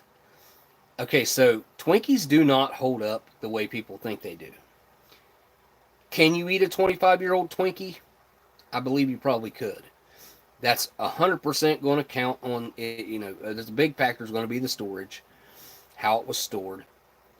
But whenever they were doing, like, the auditions for the show, this is the only time that I've ever been able to find a really old Twinkie. It was actually the show that had them. And I want to say that they were, at that point, they were 19 or 17 years old. They were either 17 or 19 years old. And they had this box of Twinkies, and it was already opened. Like, they had already used it on other people that were auditioning for the TV show. And they had this box of Twinkies, and they brought out there. They were like, would you eat one of these? I was like, well, hell yeah, I'd eat one of them. And I said, well, how do you want me to do this? And they said, just act like the box is sealed and open it up and see how they are after you get it opened up. I was like, all right, cool. So they give me this box of Twinkies, and I open it up. And whenever I take that Twinkie out of there, I don't have any. It felt like, I don't know how to describe it. It felt like a hard, like an oatmeal cookie kind of texture. Like, it was hard, and it felt crunchy whenever I took it out. I tried to squeeze it, and there was no squeeze to it. And I was like, oh, that's bizarre. I honestly didn't think that a Twinkie would go crunchy. The icing inside of it most of it absorbed into the sponge cake itself, and then what didn't turned a really funky yellow color.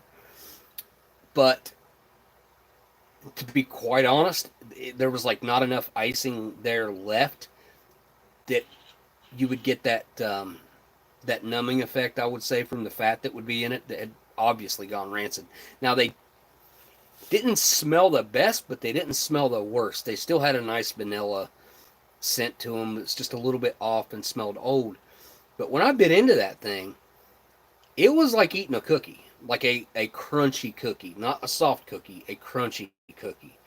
And I was kind of shocked because, like, again, I didn't expect a Twinkie to go that route. And it tasted. You could have easily eaten that entire box of Twinkies. You might have got a little bit of a stomach ache from the rancid cream that was in the middle, but it didn't taste bad enough to turn me off of eating it. Like, I kind of enjoyed it. So, Twinkies, I think if you were to take a box of Twinkies and put them in like a Mylar bag of some kind, or I'm sure a lot of us have bags like that hanging around. If you were to like add some extra packaging, I think Twinkies would probably hold up pretty well with an extra added layer of packaging. It's just those super thin clear wrappers that they're in, they let a lot of air in, and it's not ideal for long-term storage the way that they're set up right now. But if you add some packaging to them, you go buy some new Twinkies and throw them in some extra packaging, like, I think Twinkies would hold up extremely well over time. You'd have to add that extra packaging to make it work. I just lit that. I said I wanted to try another one of them other ones. These were super cool, these camels with the holes in the filters. Yeah, absolutely. I mean, well, it's I don't think it would be a must where you've already got the other packaging on there, but an oxygen absorber can never be a bad thing. It can never hurt. I feel like that's one of those things. If you got them in something like that, great. If you don't, go ahead, because realistically, like 15, 20 years, I'd say you'd probably be all right if you added that extra packaging on the outside. Here they are. I was like, where are these? Yeah, these were kind of, seemed like, if I remember correctly, they were kind of rough. Huge thanks to Delicious for the fact that I even get to try all these exotic, all these cigarettes from exotic lands all over the world. I mean, how cool is that? I'm so fortunate. I'm so blessed. And again, thanks to Delicious, I've got to get him a package sent over there. I do. I've got to get something big sent over that way. Which, a large flat rate, man, there's not much room in those things. I don't have one sitting here, but when it comes to shipping a package overseas like that, like, I want it to be worthwhile. I want it to, really be worth it. And they'll charge like $100 or over. It's probably over now to send something like that overseas. Tim, yeah, if you guys want to hit the up or down, I don't care. Either way, thumb up or down. Oh, the cat just opened the door. Yeah, the focus on this camera sucks. Just burnt my nose almost. Well, I don't remember it being like that. That's got kind of a minty. That could be like a weird stem in there. I've had that happen with cigarettes. Have like a weird, kind of a wet, not wet, but kind of a green stem in it, and you get kind of like a minty, almost like a menthol type of flavor from the first hit or two.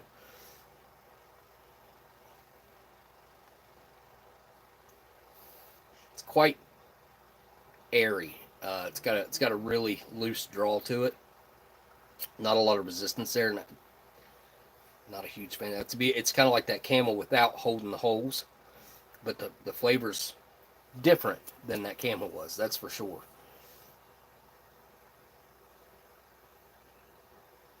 Can you tear the filter off? I'll try it with the. So the holes are right in the middle.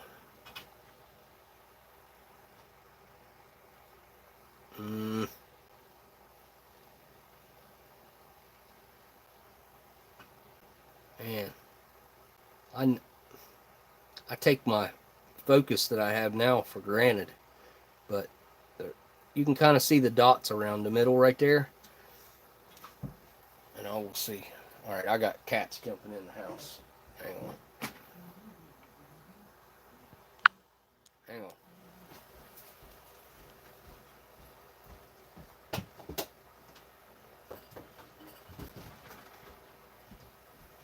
All right. All right, I will see if I can rip this filter. Roll its back out of it.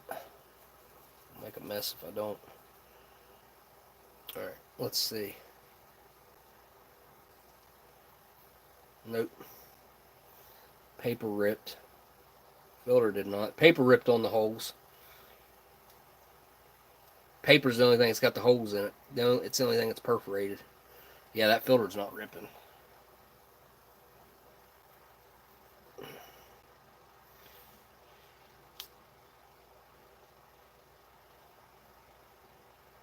Yep. So nope, that's not it. It's a good idea though. I mean, I got where you was going with that. Maybe to make it stronger, rip off the bottom, half of the filter. Had a mustache once, put the cigarette in backwards and whoosh. Went up like a Roman candle. You had a really dry mustache. Oh wait, Fire Marshal Bill. I don't remember that skit. I don't remember him saying that. Oh, Jim Carrey, he's a character, man. Like he's said some things that I think he's more aware than a lot of Hollywood is, or he cares about the weirdness going on more than a lot of the celebrities do. I'm sure I don't know if you guys have kept up with it, but there was a shooting at Drake's huge castle mansion place up in Ontario. I think it's in Ontario. It's in Canada somewhere. He's Canadian, obviously. But the day before that, I think it was the day before, I had clicked on a video and was watching some commentator talking about it. And he's like, he was saying how their beef was nothing like what it was, because they had compared their beef to Tupac and Biggie and like the stuff that was going on back in the early 90s. Yeah, early 90s. I think Tupac was 92 or 94. Anyway, 95 maybe. And he was talking about that. He's like, man, it's like, look, man, like, it ain't like that. And then some comedians were making some similar jokes. And I swear, I think that's why they pulled the stunt that they pulled, was because people were saying that. Like, they had to step it up and make it seem more than what it actually is. It's all a game. It's all by design. This is all to sell records. It's like, they're not stupid. Those guys know exactly what they're doing. Like, beefing back, it makes total sense what they're doing.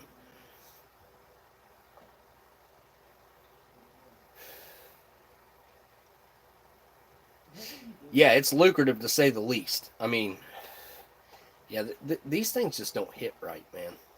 Like it's like the filters collapsed on it, like from the very beginning. Yeah, I don't like the nut. It just didn't have enough resistance. The tobacco itself isn't bad though. I remembered it being worse than that. It's not bad. Kids are now out, and I gotta bounce. Get some stuff done tomorrow. Great night. Later, Smitty. We'll see you, man. We appreciate you coming, man, as always. I gotta say, I really like this, and I know I'll never get another one. Like, this is a one-time deal.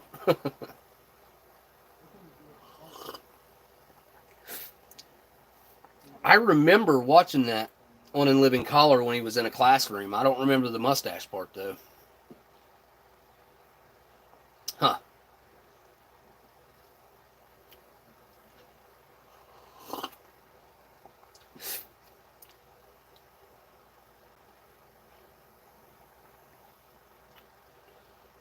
Oh, he's been doing some grooming, huh?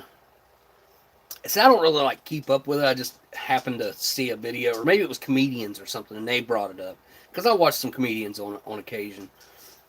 Um, one guy I never thought that I'd really like, that I ended up, and I really do genuinely like the guy. Like I feel like he's a real dude that's not just all about the clout and chasing fame. It's Theo Vaughn. Like I never thought Theo Vaughn would be on my list of funny people that I like, but the more I've kind of gotten to know about him and watch, like I like that guy. I think he's funny too. He says some really funny stuff sometimes. I do. I like Theo, man. He's definitely grown on me. Yeah, homie, don't play that. Yeah, that was Homie the Clown. Yeah, Homie the Clown. Wayans brother. I don't remember which Wayans brother it was. Was it? Man, I grew up on TV. Like TV was my babysitter, was my companion. Was like I loved television too. I loved it. All of the classic 80s TV shows, even 70s TV shows.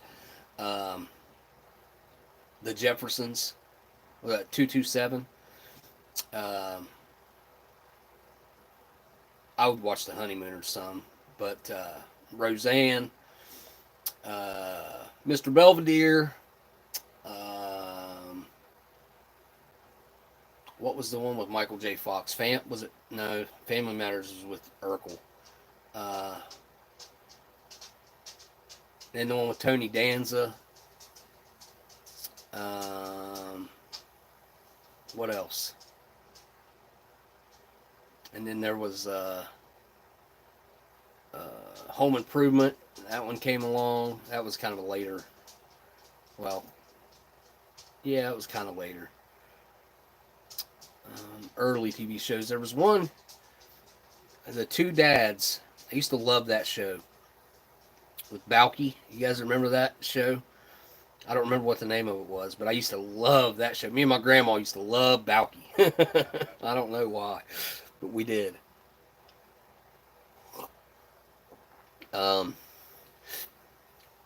They were two dads, right? They played two dads. Is that Who's the Boss?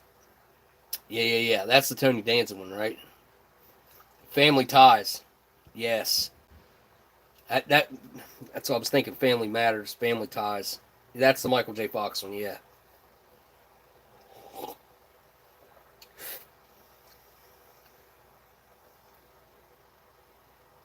Oh, yeah.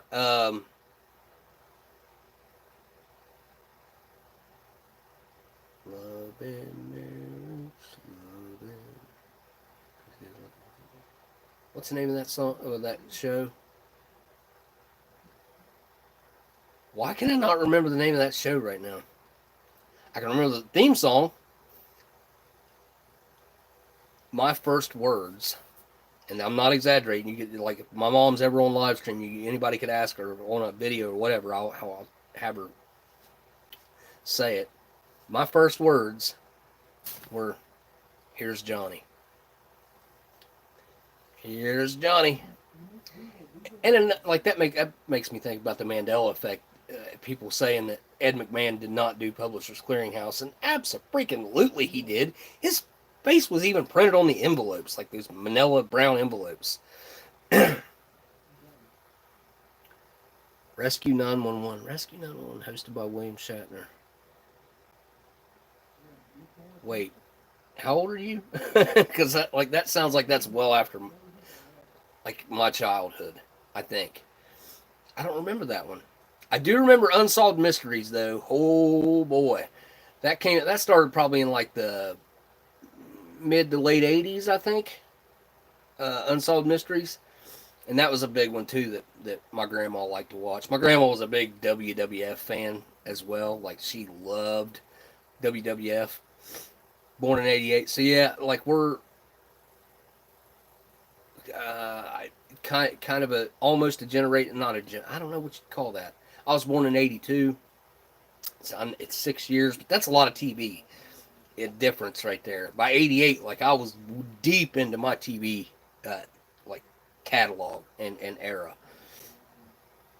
And I remember when I was little, from the time that I can remember, until I was probably like 8 or 9. I used to stay up every Saturday night and I would watch Saturday Night Live. And then when Saturday Night Live would go off, I think they ran the news or something. They ran something after it seems like. But I remember, like, I would watch the television on Saturday until it went off. Until they'd come up with the Star Spangled Banner and a flag waving. And then right after that, it would go to bars and a beep on the TV. Beep. Yeah, TV used to end. Like it was. That was back when New York actually was the city that never slept, though. Oh, do any of you guys know about Mr. Cartoon? You guys know about Mr. Cartoon? I think that was a local thing here, but that was a huge thing when I was a kid. I used to love watching Bozo, too. God, Bozo was awesome. And then whenever I was from like 6 to 12 probably, I got really into watching monster trucks on Sundays because I would be at my dad's house sometimes on Sunday, and he always used to just set me down and I'd watch races, and because that was what he was a car guy. Like that was his thing. Always was from the time I was a little kid, but me and him didn't spend much time together. So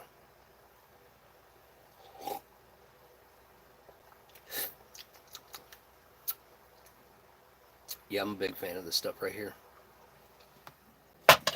Yeah, you guys probably don't know nothing about Mr. Cartoon. Bozo was cool. Bozo was out of Chicago, but he was broadcast all over the United States, I believe, on probably WGN. Ted Turner, which I don't know when Turner bought that, so maybe not, maybe not. But Mr. Cartoon, when I was a kid, this guy used to wear like a white suit with he had like all the lines, the breast lines and everything outlined. The suit had like an outline in black with a white suit, and he would wear like a fedora. It's kind of like a flat brimmed fedora. Didn't have like the curve to it, and it was always filmed in front of a studio audience. I don't know if it was live or not. It might have been. And it would be all children, all kids, and he'd go and do like interviews in between some cartoons sometimes, and it'd be Looney Tunes and stuff like that. And I remember there being something that would come on halfway through or 3/4 of the way through as a show I didn't like cartoon I didn't like, that would turn me off of the show. But that was a big thing in my area. I think that was broadcast in a pretty wide range, but I don't think it was countrywide, you know. I think it was more of it may have just been a local thing. I don't know. I've never researched it or thought that much about it, I guess. What was some other big shows when I was a kid? Mork and Mindy. Mork and Mindy was a good one. Robin Williams. Oh, loved that show. Alf. Alf was one of my favorite shows. I have it on DVD right here somewhere. It's probably behind the cat tower. But Alf. My dad was kind of a deadbeat. All textbook really. But anyway, he got me this. I guess it might have been a full size. I don't know if it had been full size. It's pretty close though. It was an Alf. It was about that big. It was probably 3 foot tall. It might have been life size. You know, however big Alf was supposed to be. It looked like it was about life size. It was a big Alf, and it was one of my most favorite things ever. I used to like stuffed animals when I was a little kid. Maybe all little kids love stuffed animals, but I liked my stuffed animals. I had to sleep with them. And my grandpa, when I was little, bought me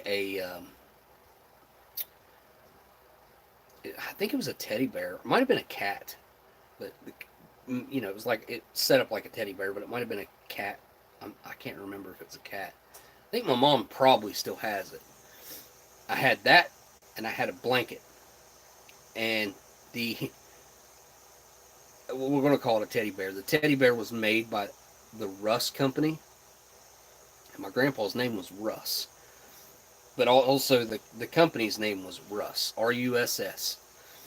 And I always, that's what I named it, was Russ. So I had the stuffed animal I called Russ, and I called my blanket Tui. So it was Russ and Tui. I have not thought about that in, golly, 30 years, probably.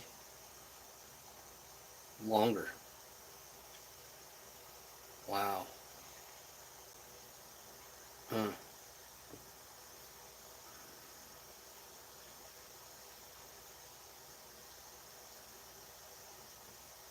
I wonder if my mom still has that. I wonder.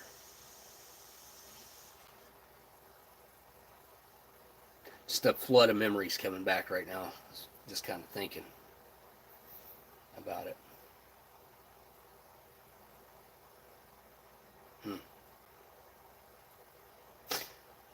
And I always wore hats too. Like, there, that should stop that easy movement. Kindergarten. I was 4. I think I started when I was 4. No, maybe. Because I graduated when I was 17. So that mean I started kindergarten when I was 4? Maybe. I'm sure my mom was trying to get me in there as early as possible, probably. We lived one house away from the grade school. Like, grade school, and then there was a trailer, and then there was our house. It's still exactly the same right now as it was whenever I was a kid. The same places are still there. Like, well, whenever I looked at Google Maps the other day, it was still the same. I went to, my first day of grade school, or of kindergarten. Whenever I went in, when we could go out to recess, I was allowed to put my hat on. And I forgot it at home. And I threw a fit crying until they would let me go get my hat at home, or someone walked me home, or something. We met my grandma or something, to get my hat. I wanted my hat for whatever reason. Like, I had to have it. And I'll never forget that. I brought that up to my mom not too long ago, probably within the last year or two, and she remembered it. So, but yeah, I can't remember if I was 4 or 5 though. Anybody else got any crazy stories like that? Oh yeah, Mr. Hooper. You guys remember Mr. Cooper? Mr. Hooper was the one from John Ritter. What was the blonde's name? What her real life name? I know it's Chrissy on the show, but that's Mr. Hooper, right? No, was it? Am I remembering that right? And John Ritter played a gay guy, which was, for the time that was a huge thing, huge deal.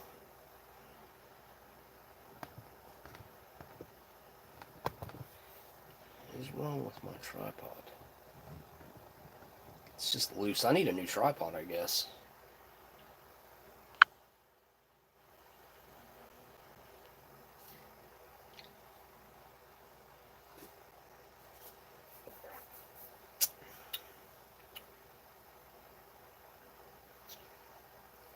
I guess I could look it up. What do I do with my phone? Oh, it's right here. Is it Three's Company? Come and knock on our door. We've been waiting for you.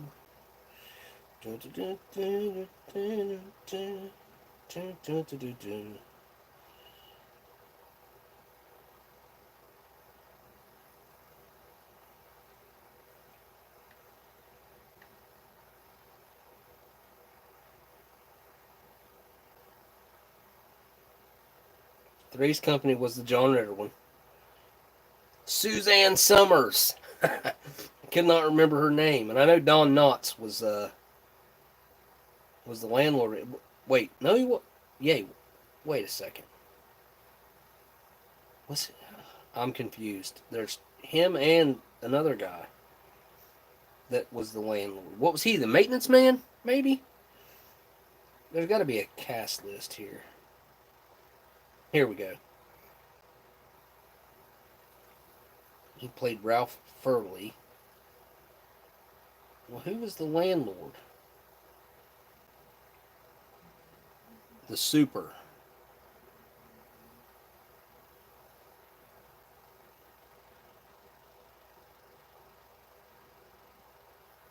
It's not. Wait.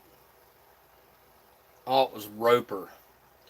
All right, so I don't know what you're talking about then, Mr. Hooper. I mean, I'm sure I do.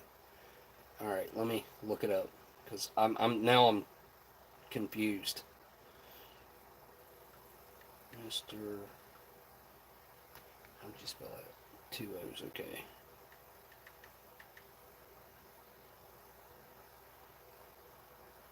Wait, Sesame Street? Is that what we're talking about? Mr. Hooper from Sesame Street? Oh, that just made me think of Mr. Rogers. Mr. Rogers was a big one.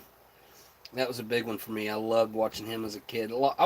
My grandma watched a lot of Bob Ross, too, for whatever reason. That was on, I think that was on public broadcasting, if I'm not mistaken. The fact that we even used to watch public broadcasting is crazy. So Mr. Hooper was the guy that was on Sesame Street. Huh. Hmm. When did he pass away? His last appearance on Sesame Street was 1983. March 18th, 1983. Huh.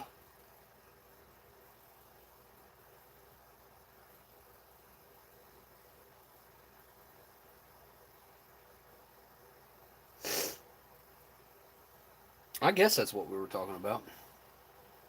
The chat stopped, so I don't know what happened. Maybe nobody has chatted. Maybe nobody's sent anything. It does seem kind of weird that nobody would have said anything, though. Alright, I'm going to get off of here then. And huge thanks to Delicious again for the getting to try all the exotic smokes. But I'm going to run out of battery anyway. Yeah. I'm plugged in, and it's not keeping up. I'm under 20%, so... I mean, it might last another hour plugged in like this, but it's going down slowly. Because when I plugged in, it was 38%.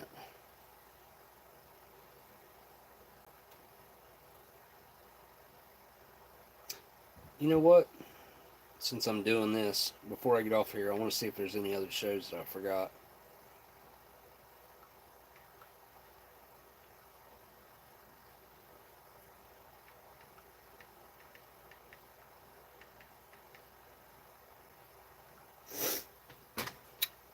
Oh, what? How did I forget about Mama's Family? Wow. Wow, wow, wow. Do you guys remember Mama's Family? Did you guys ever watch that? Here, let me click onto it. Remember this? What? What? Wasn't her real name Vicky or something? Vicky something? Vicky Lawrence. Yeah. Oh, wow. So cool. Can't believe I forgot about that show.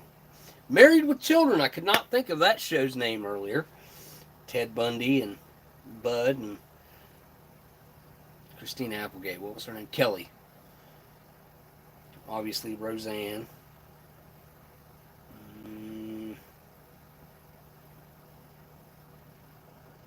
Miami Vice. Forgot about that one. I used to watch a lot of MASH too. A lot of MASH. Reruns. But a lot of MASH. Watched Baywatch when it was new. Of course, Alf. Charles in Charge. Oh, Full House. Loved that show as a kid. The Simpsons. Oh, I loved that whenever I was a little kid too.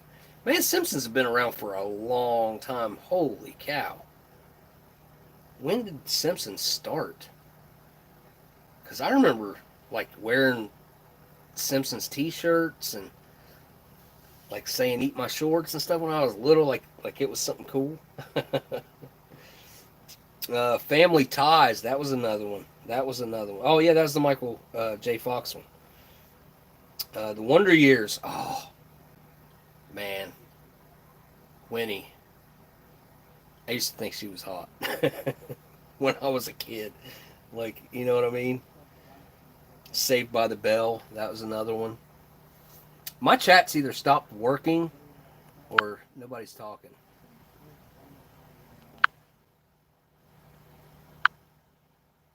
Live chat.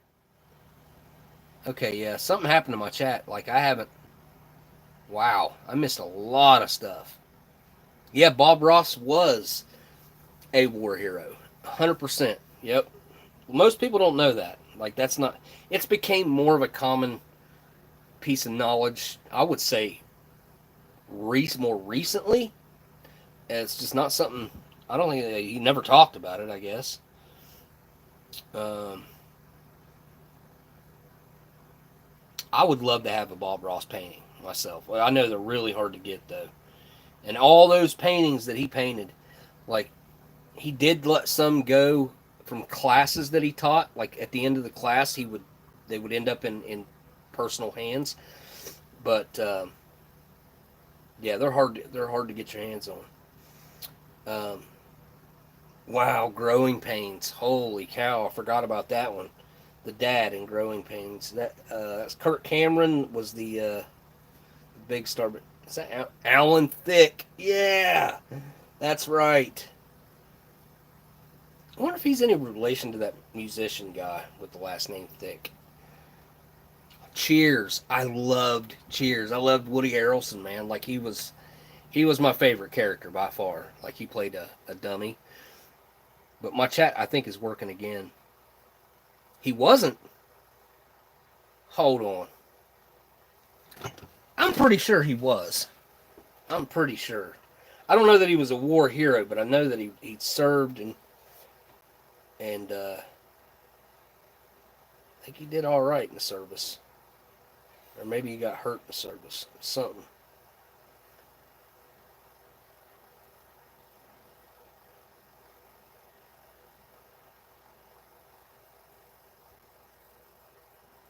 We'll see what Google has to say about it.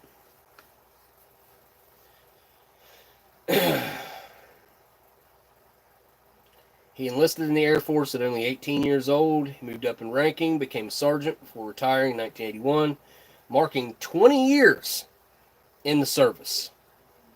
Bob Ross did, in fact, spend an entire career of 20 years serving his country in the United States Air Force, according to Google.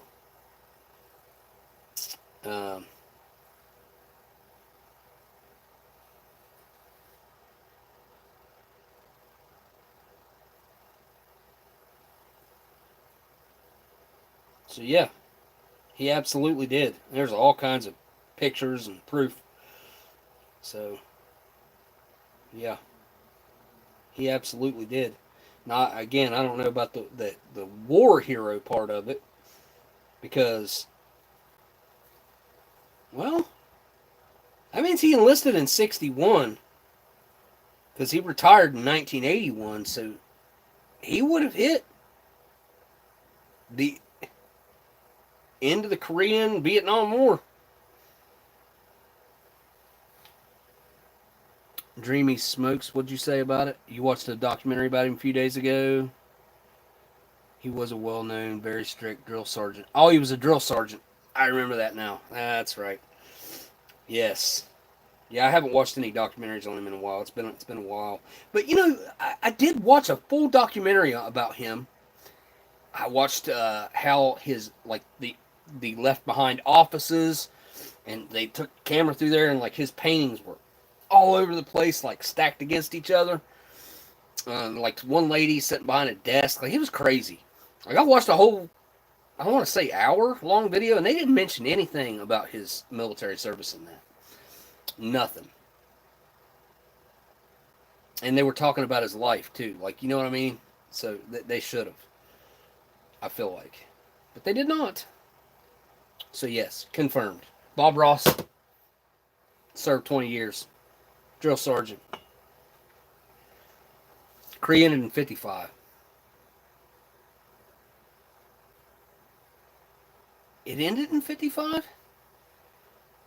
Vietnam started in... Wait. Really? Hang on, I'm still going through these shows. Murphy Brown, I watched that one. I watched all these Night Court. God, I love Night Court. Harry and Bull. Cosby. Forgot about Cosby. Man, I grew up loving that show. Oh, Bill. He did not. Bill's still around, ain't he? Didn't he just get out of jail recently? Bob Newhart. Oh, forgot about that one too. Remember the one on the airport with Ned? The guy became really famous. He played Ned, the mechanic. I can't remember what the name of that show was. A Different World. I don't remember that one. 6 seasons. A Different World. I watched Martin. I remember watching Martin. Silver Spoons. Never seen that one. The Golden Girls. That's a friggin' classic. Golly, the Golden Girls. Who's the Boss? Designing Women, of course. Perfect Strangers was the one with Balky. Ah, yeah. That guy right there. Yeah. That was the one with Balky, right? Is that what his name was in this? My Two Dads. Stacy Keenan, Paul Reiser, Greg Evigan? Huh. Yeah, the Paul Reiser. That was Paul Reiser's first hit TV show. Coach. Watch that one. Webster, of course.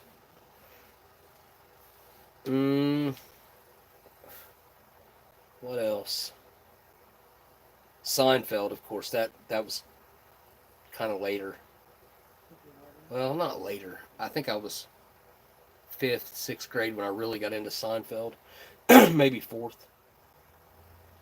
Punky Brewster. Totally forgot about that show, too. Punky Brewster. Oh, I always loved her adopted dad. Like, he just seemed like the coolest, nicest guy that you could ever meet. Like, I don't know. Just the way he came across on TV. What else? Three's a Crowd. It seems like I kind of remember that one. Oh, wait, Vicky. Vicky was the same. Yeah, she was the one that played Mama on what was the name of that show? Yeah, Mama's Family. That Vicky, didn't she have a show called Vicky? Vicky Lawrence, right? Yeah, Vicky Lawrence. Probably watched that one too. Let's see what else. Sanford and Son, of course, watched that.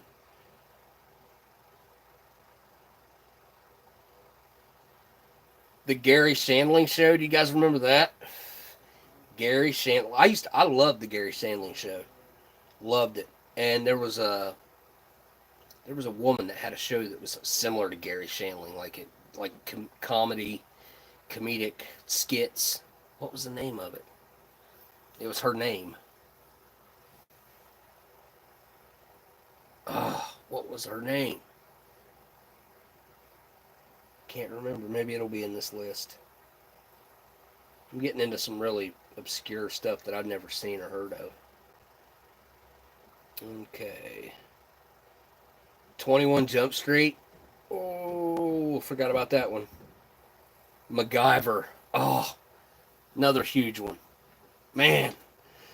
See, I like again, like this was my stuff growing up. Like this is. Do you guys remember Booker? I remember Booker. Remington Steele. I never watched that. Knight Rider. Huge Knight Rider fan. Old David Hasselhoff. Oh, and the A-Team. God, I loved that show. Magnum P.I. I wouldn't say I was a huge fan. It was all right. Wasn't a Star Trek fan. Quantum Leap, though, one of my favorite shows as a kid. Loved that show. Loved it. I wasn't a Young and Restless fan. What else we got here?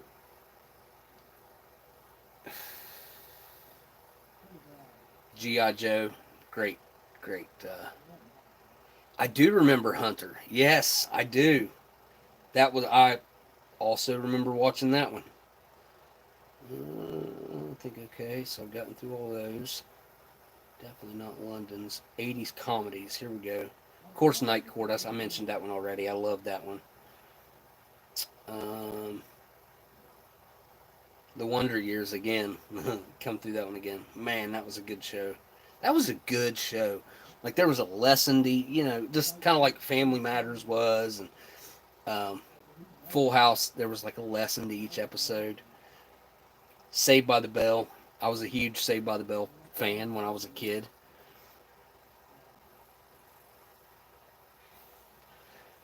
Dukes of Hazzard was probably my favorite show as a kid. I don't know if it was up there. It was up like top 5, top 10 maybe, I don't know.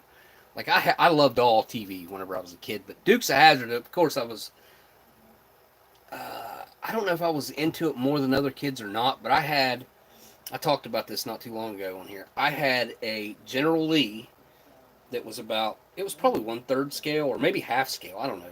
Maybe not half scale. Half scale would be too big. Maybe 1/3 scale, 1/8 scale. I don't know. It was about that big. It was huge. I could ride it. I could get on the top of the car and ride it. I remember riding the General Lee like a wagon kind of thing. And it was made out of metal, and it was really accurate. It was awesome. And I played with that thing all the time. And I rode on it like I loved it. And I remember to this day, my dad was staying in some obscure apartment complex. Like I don't know how long he lived there, a few months, 6 months, who knows. He was bounced around a lot. He lived there was a really cheap motel that had 3 or 4 apartments out back, and he lived in one of those. And yeah, it was a super weird period of time. But anyways, he was staying in these apartments, and these apartments had sandboxes for kids. And I took my General Lee out there, and I dug a great big hole in the sandbox, and I buried it. And then, being a dumb little kid, I forgot about it. And I forgot about it so long that I had gotten home to my mom's before I remembered that I had buried it. And I never got the General Lee back. I never got it back because that's how estranged my mom and dad's. Like, it didn't matter. Like, it was. I wish I still had that General Lee. I've actually never seen another one like it. I don't know if it was rare it was a rare find at the time, but I can't think in my mind of ever seeing another one like it. I mean, I've got this one right here. It's autographed, but what scale is this? 25th or something? Yep. This is a 1/25th scale. So it might have been like 1/8 maybe, 1/8 scale. Because this like you could fit probably 20 of these inside of that one. Like if you were to like be able to make the space inside of it. It was about 3 foot long probably. Yeah, probably about 3 foot long. Probably about a foot tall. It was awesome. God, that thing was so cool. I need to look on the internet and see if I can find another one like it, because I would love to replace that. It probably cost me a fortune, but I would do it. I would do it just because I've always wanted that car back after I lost it. Yeah, doing burnouts on dirt roads. Yeah. There's a guy that I watch on TikTok. He's got a YouTube channel. He's got lots of social medias, but it's called the Joy. He's called the Joy of Everything. His social media profiles are called Joy of Everything. His name's Joe, and he used to work for CM. Nope, used to work for what's the one that? What's the name of that company that goes around and like paparazzi goes around after all the celebrities? TMZ. He worked for TMZ. He was a paparazzi for TMZ. Like chased around celebrities, took pictures of them for money. But now he does live streams where he just like walks around, catches celebrities out and about. Like he's got a great eye for picking out obscure celebrities that we would never recognize. Anyway, he went to the Kentucky Derby last Sunday, I think it was, or was it Saturday? Probably Saturday, probably a week ago. And John Schneider happened to come out right where he was at. And the Kentucky police had a confiscated Hellcat in, was probably orange, was probably the collar that, what is that Mopar collar? I can't remember what they call it. It looks kind of red, but I think they call it an orange, but it doesn't matter. Anyway, he hopped up in the car and like sat up on top of the door like he slid through the window, but the way he jumped up in there and he got to talk about how cool it was that he just came out to that Hellcat sitting there and he hopped up in it. And I really want to create, I have not seen one yet. Now, I'm not saying it doesn't exist, but my buddy across the river has a 1970 Charger, which has the taillights that I like. I do believe it's the taillights that are in this car in this model right here. I'd have to open it to find out. And I will. It's not like it hasn't been opened before. I think it's got these, well, I know it's got the 69 and 70 taillights in it.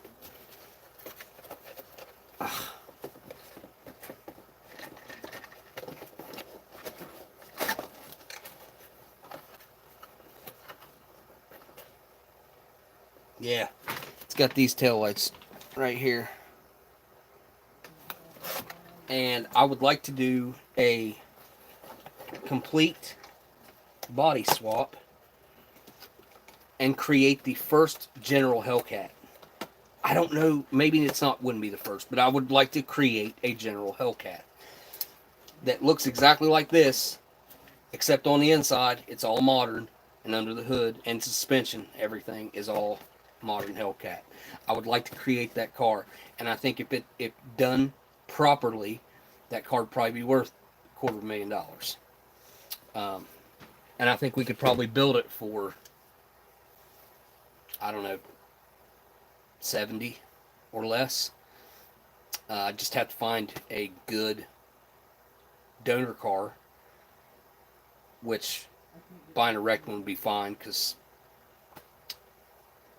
we could change out subframes and stuff. But yeah, I've been thinking about that lately, and let me just Google it and see if there is one. See if there's one that pops up. Because again, like I think that would be.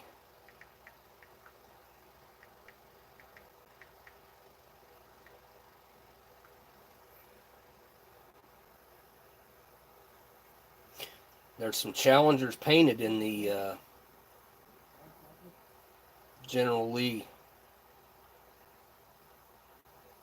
theme that pop up on Google. Uh-oh, here we go. Restored Hellcat swap General Lee. Wait, toy model. Wait a second. Never mind. Yeah, that's not. It's literally a toy. Um, it's not looking like one exists. Not on just a quick general Google search. I mean, I know that there's been guys really build them out, but I have not seen a complete General Lee Hellcat swap. And I've got a couple that have Chargers on my watch list right now on eBay that have full Hellcat interiors with Hellcat swaps and suspension and everything. And one of them's $239,000, and the other one is $295,000. The one that's $295,000 looks goofy as I'll get out. It's got a complete full carbon fiber body, and it looks really goofy. And then the other one is a actual. It looks like a 69. I think it's a 69 or 70 Charger. It might be a 68. A lot of people like the 68s. I'm not a fan of the round tail lights. I never have been. I like the bar tail lights.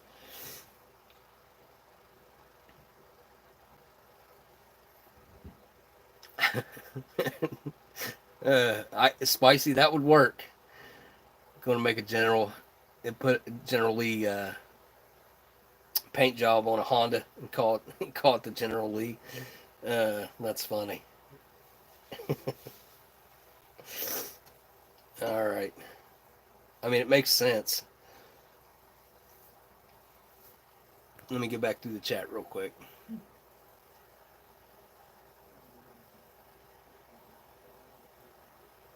My raccoon was out there whenever I went outside earlier, and she was so hungry that she let me go walk right up to her.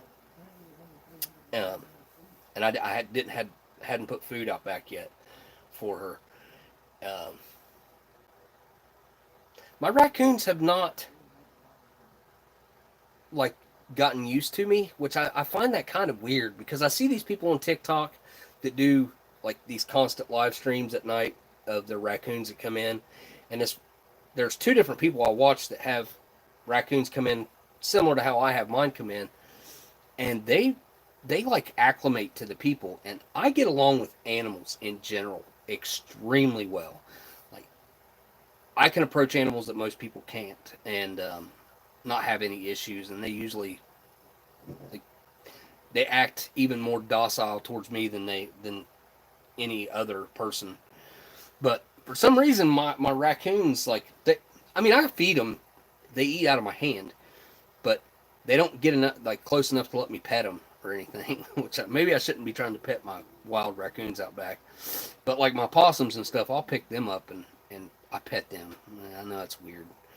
I don't care, though. Like, I like my possums. They're super clean, too. Believe it or not. They eat some weird stuff. But they keep the snakes away. They eat all the bugs. They'll eat, like I've got squirrels that take care of snakes. Or not a squirrel, but skunks. I watched a skunk. I didn't watch it, but I saw it eating it, and then I listened to it eat a snake last year, and it sounded like a person eating an apple. It still gives me cold chills thinking about it. Like just that sound of crunching through the. Oh, it's a weird sound. I don't have any pet squirrels, weirdly enough. Oh, I was outside. I think it was the night before last. And I saw this thing going across my back porch. And I thought, man, there's no way that's a worm. It's moving too fast. But it looked like a kind of like a worm, like an earthworm. I was like, what in the world is that? And it was, I assume, a millipede that wasn't much thicker than that toothpick, like the thick part of the toothpick right there. Might have been a little bit, like just, it wasn't two of these stacked, it wasn't that thick. But I touched it, and like it rolled up into I think, well, it's not what we used to call roly-polies, but I thought, man, I used to see these a lot whenever I was a kid. Whenever I was younger, these used to be a common sighting that I used to have. Now, that's the first one of those I'd seen in years. Like, is our insect population really thinned out that bad and that much that things that used to be extremely common for me to see, like I guess I really hadn't really thought about that. It's kind of messed up. Oh, Step by Step. Who was in Step? I remember the show kind of, but I kind of don't. I don't remember the specifics. Let's see. Top 80s picks, Step by Step. Let's see. Step by Step. Step by Step. Day by Day. I remember the theme song to it even. I think that's the theme song. Saint Elsewhere. Remember that one? I watched that one. Was that Denzel? Who was in... Is that Denzel? It was Denzel. Oh, son of a gun. Huh. Step by Step. Why is it not popping up here? Oprah. Are you guys unsubscribing to all the celebrities that that don't deserve your patronage? I don't subscribe to any, and I don't spend money with celebrities. I think that's bananas to do. Murder, She Wrote. Used to watch that. My mom and my grandma both liked the Murder, She Wrote. So I, in turn, would watch it. I'm going to have to look up Step by Step. Alright, let's look it up.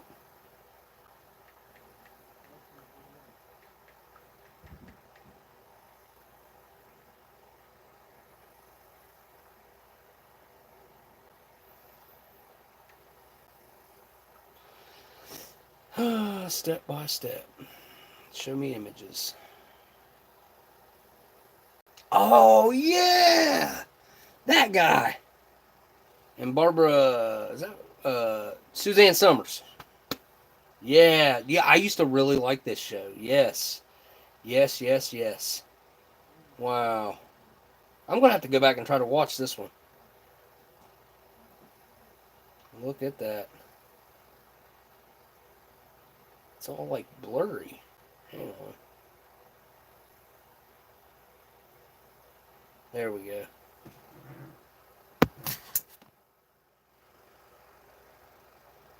There they are. Huh. This was a 90s, early 90s show. Right?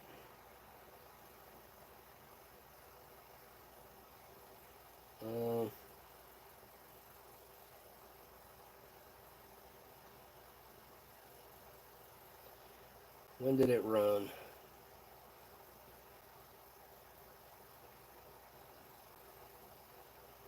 This is 80s. Anyway, yes, I used to love Step by Step. That was a good show too. Cool.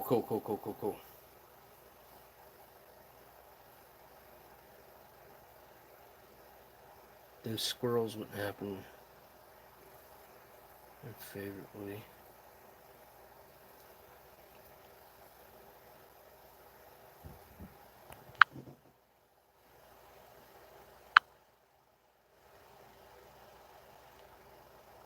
Supermarket Sweep. Oh. Yeah, I think that was probably more of like a mid to late 90s show, but I used to love watching them do that. Who was the host of that? Cannot remember the host. I think Drew Carey at some point might have taken it over, like late, not whenever I watched it, I don't think. Who freaking hosted that? Oh. Was it Mark Summers? I think it was Mark Summers that hosted Supermarket Sweep. Oh, and then the Nickelodeon show. Yeah, I used to watch Nick at Night too a lot, which played a lot of old westerns and stuff like that. My dad was big into westerns. Like he loved westerns for whatever reason. Like that was his thing. So I don't know why he thought he was some kind of cowboy. He wore cowboy boots and belt buckles, and I don't think he ever wore cowboy hats, but everything except the cowboy hat, like the button up, like Ralph Lauren shirts, and that was his style, I guess. Yeah, you missed a lot from 6 p.m. to 2 a.m. You missed all the evening. It used to be, man, like in the evening you sat down at like 7, 8 o'clock. If I was in, like I wouldn't come in until it was dark usually. Like we were forced to, if we didn't have to be forced to stay outside, but we stayed outside. Like that was just how it was. And I would be outside from the time I got up and like got moving, which would be early, and I wouldn't come back in until well after the street lights were on. Like, oh, there's a mosquito in here. So I've been catching the mosquitoes and taking them outside. Like I'm not killing anything unless I guess I have to. And I don't even know when I'll be in a situation where that'll apply. But anyway, all right, guys, I'm going to wrap this up. And huge thanks again to Delicious. I don't think he's in here anymore because it's like a weird time for him over there. But yeah, everything that he sent, like those bread chip things, probably the best. The honey cinnamon peanuts are also really good.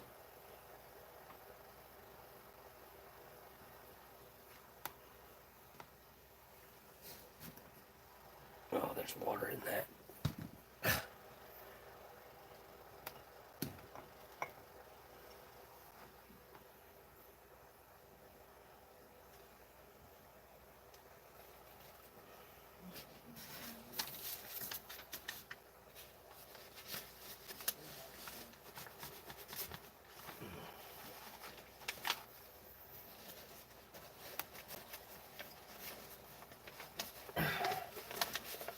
Alright, this might be the week that I actually get the packages out. I've got packages ready that got to go out. I got to get Kaylin's address. I'm going to go let this out. It's in there, isn't it? I'm just going to trust that the mosquito's in this cup. Because I didn't see it fly off, so it's got to be in here. I just watched that's weird you said that, because I just seen a TikTok. It might have been from like the older millennial. That might be why. But anyways, this kid was in a tire, or it was like dad bod veteran or something like that on TikTok. This kid was in a tire, and he was getting ready to roll himself down the hill towards his house. And his mom walked out there, and she's like, "Hey, are you sure you want to do that?" He was like, "Yeah." She's like, "I don't think you want to do that. You're going to get hurt." He's like, "No, I won't." She's like, "I'm telling you, you're going to get hurt if you do that." And then it was like her voice. She's like, "What am I supposed to do in this situation? Like, let him find out?" And yeah, like, I think that's part of like what being a kid is doing stupid stuff like that and finding out, because later in life, you've learned lessons from doing stupid stuff like that. So you don't push yourself to do dumb things like that usually. I mean, there's people that still go way, like they go, I don't think they just, maybe they don't value their life as much, maybe they don't put it into perspective like that. I don't really know why some people do the things that they do. Chat. Alright, I'll be right back. I'm going to go outside real quick. Let me go make sure that, I'm going to check and make sure the northern lights ain't happening right now too. Be right back.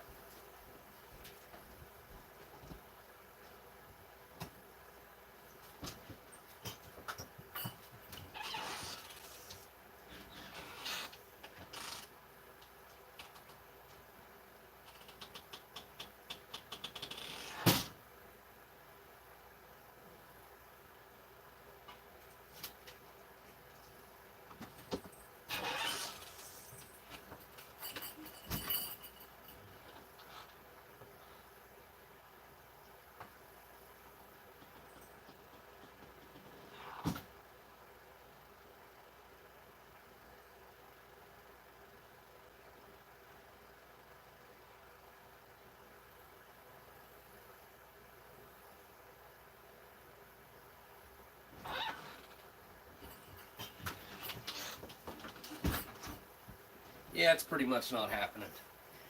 If there's anything, it's like a little bit of blue, but I'm not even sure if that could just be my camera. So yeah, it looks like it's not happening tonight. Amber said it's supposed to happen tomorrow, so. All right. with the camera.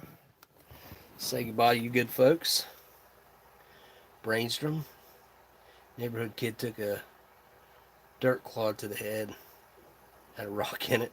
Same thing happened when I was a kid. I wasn't the one that took the dirt clod, but I do remember. Who was it? I want to say it was Richard. Oh, who was it?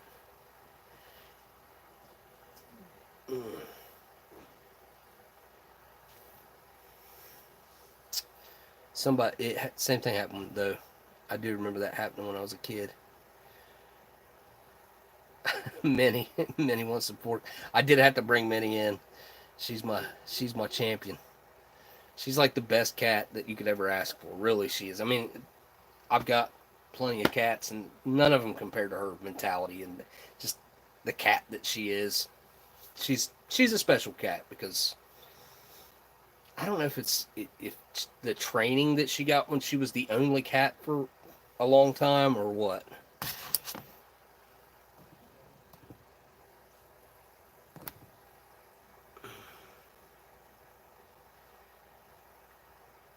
Yeah, we were supposed to come in when the street lights came on, but a lot of times we'd push that limit at half hour, 45 minutes.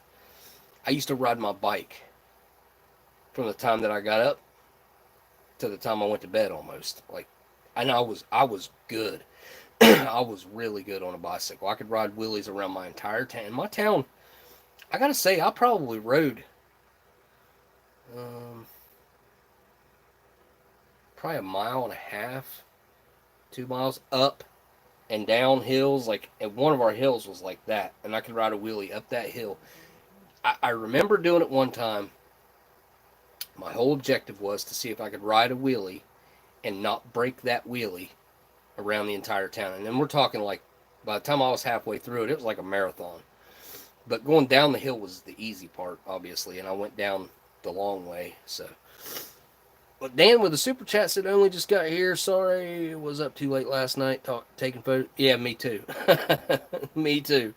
Yeah, I stayed up, and I wanted to catch that hour before sunrise, and I'm glad that I did because it changed complete colors. The whole look of it changed, and had I not went outside exactly when I did, I caught the second peak of it, and it was a completely different sight to see, and I'm glad that I got to see it.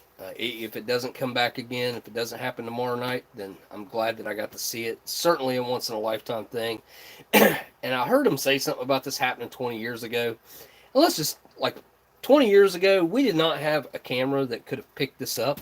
And walking outside and looking at it with your naked eye here, there's nothing, there's hardly anything to see. It looked like clouds. You could see a little bit of color with your naked eye, but not much. And that's why I swapped cameras tonight, just in case if they were here, which they should have been according to everything that they were saying, but I guess that changed. And I would have used this, and I would have trained this camera on this camera, and we'd have been able to watch it moving around live. Instead of me taking a bunch of pictures, we would have actually been able to see it on this camera with this camera, obviously.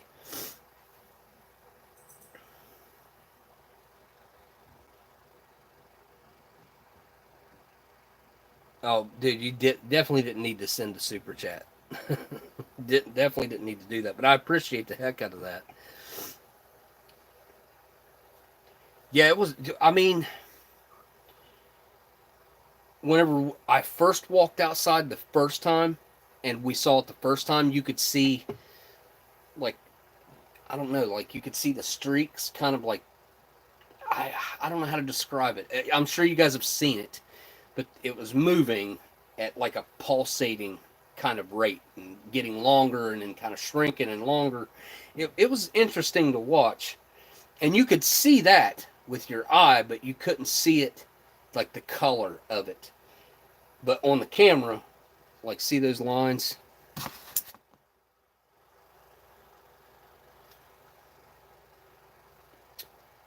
I got some real good ones. See, that's what it looked like in the morning.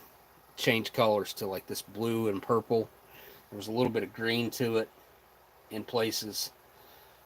like earlier tonight, it was red and green, and we had some hardcore pulsate, like that stuff right there was pulsating like crazy. That's what all those lines were, was like the pulsating going through it. I had some other good ones. Hey, Minnie. What you doing, Minnie? Well, what happened here? Yeah, I know I had some really good ones. That was a pretty good one. It looks like it's all kind of growing around those trees. I don't know if it's from where I was standing or what.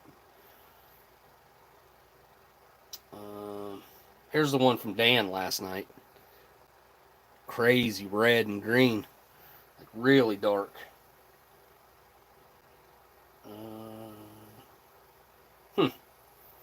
I mean, I got some lines here. That's for sure. It's really like some of the coolest stuff to see. Never thought that I'd see my sky look like that here in West Virginia, of all places. I thought that I'd have to go to Alaska to ever be able to see this. But I guess not. Weirdly enough, it happened here last night. So, and this is what I started seeing first thing in the morning. It was that right there. There you go.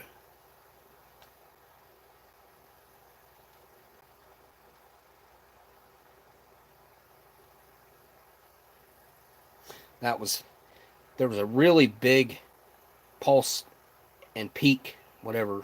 We were getting hit hard right there. And that one was really moving a lot. You could see it kind of, I guess pulsating is the best word that I can use for that.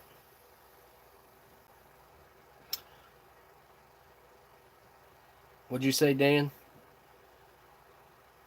Google took a massive bite from the super chat. Oh, yeah. Yeah. So Google takes 30%. Just for anybody's future reference, you certainly do not need to send me any super chats. Obviously not why I do this. I do it because it's fun for myself, and we get like the community of it. There's multiple reasons why I do it.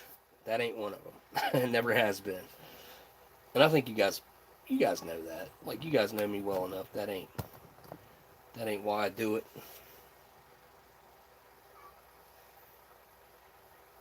I mean, over the course of my channel, let's say, over the past 8 years, 8 years plus, just on material, I've probably spent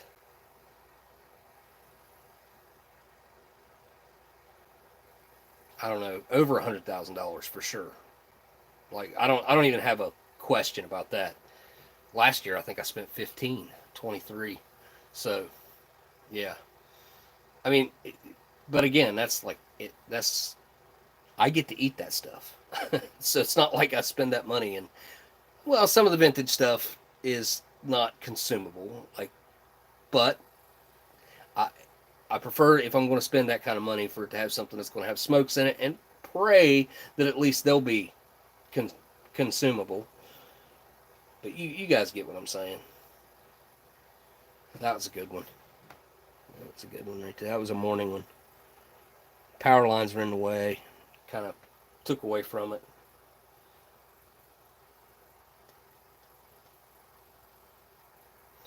Yeah, let me go back and I can show Dan the that UFO video that kicked it all off before, and this was before the lights ever showed up. Which, take that how you See will. it get brighter. We're out here looking for the aurora. Hang on, let's flip the camera. That is.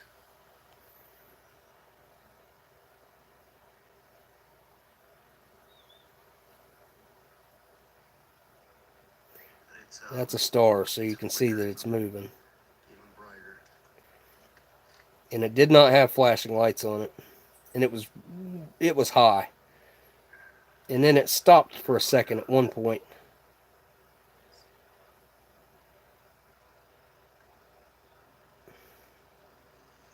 It's definitely not a plane. It is way too hot. Well, let me just show you a plane real quick since there's one.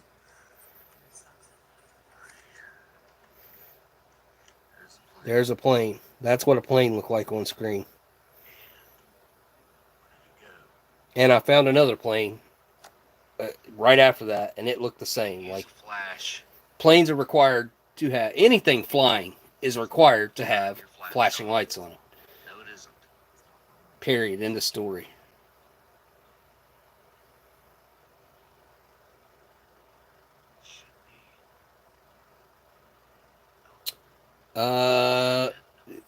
If someone sent a $500 super chat, Google would take $150. That'd be 30%. Yep. And that, obviously, that doesn't even include the taxes that you got to pay off of it as well. So, yes. Google is unfair. Google does not deserve. Yes, they provide the platform, but they're doing nothing work-wise, let's be honest, to constitute 30%. They're just not. It makes no sense to a logical person. It's 100% corporate greed. They are one of the, if not the richest company in the world. Let's be realistic here. Google owns so much outside of maybe like your BlackRocks. It might even be up there in size, owning, and I don't know. I know Google is absolutely humongously massive. You tell me that they need 30% of some small creator getting a super chat. If Google took 10%, I still think that's too much.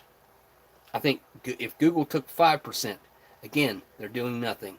If Google takes in $100 million a day, and I'm sure more than $100 million a day in super chats is coming through, because think about how many people that live stream, think about how many people that take in super chats. I guarantee you it's more than $100 million a day, and they're taking 30% of that.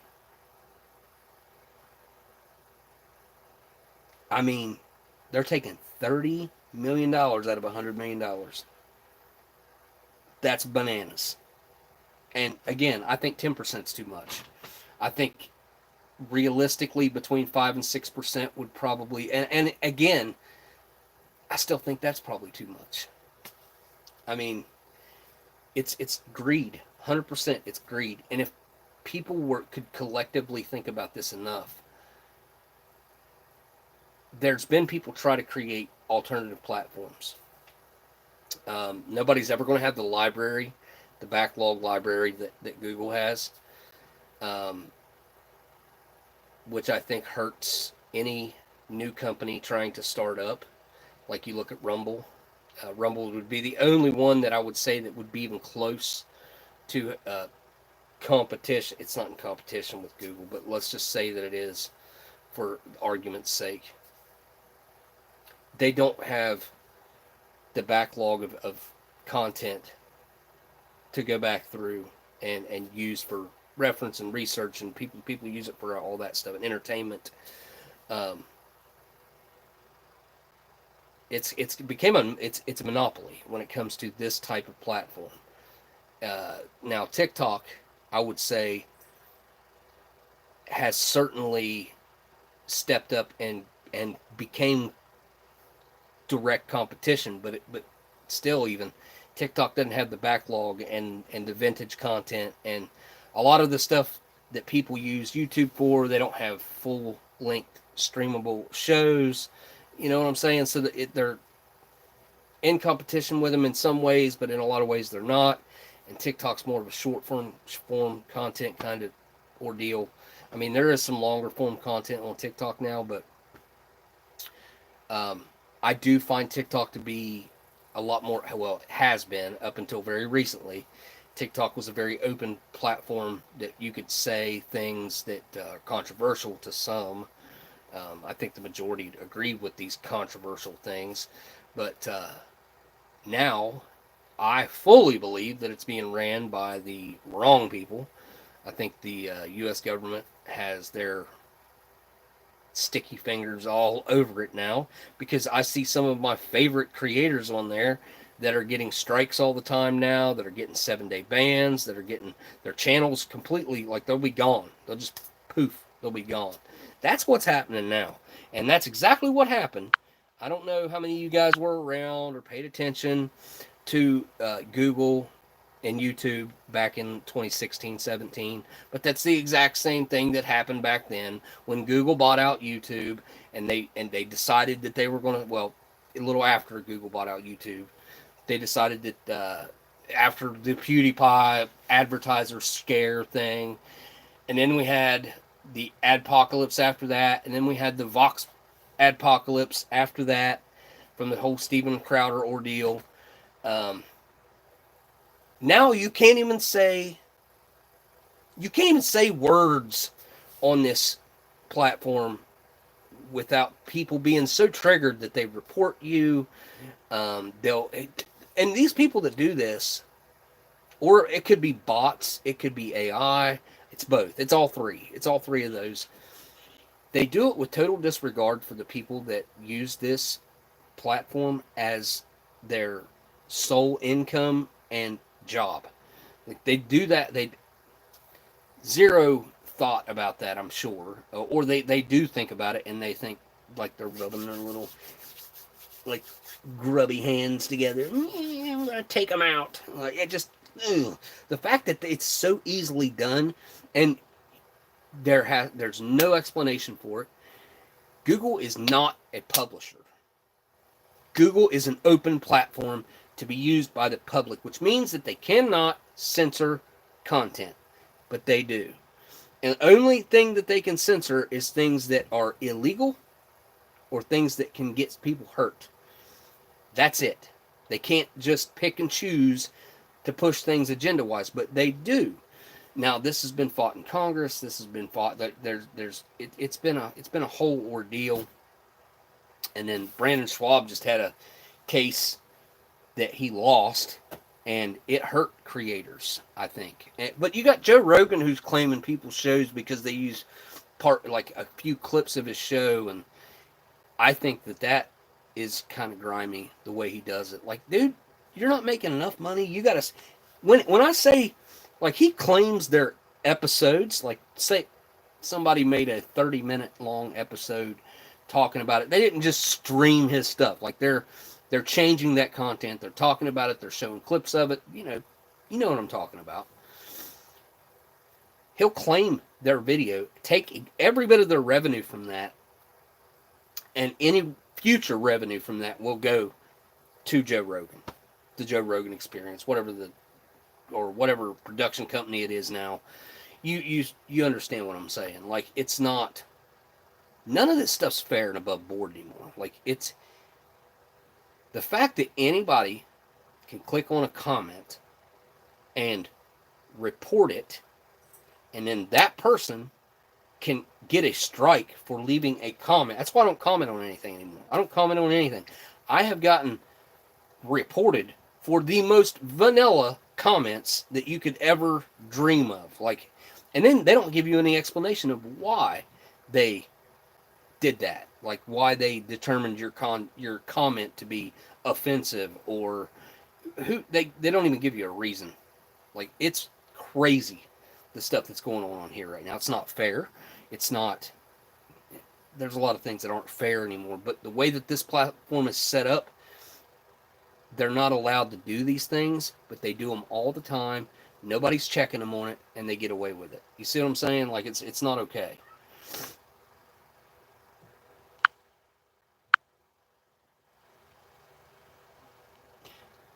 Yeah, I don't know if I'd go as far as to call him a garbage human. I think Joe probably doesn't know what's going on. This happened with a country music star on TikTok about within the last 6 months. What was that guy's name?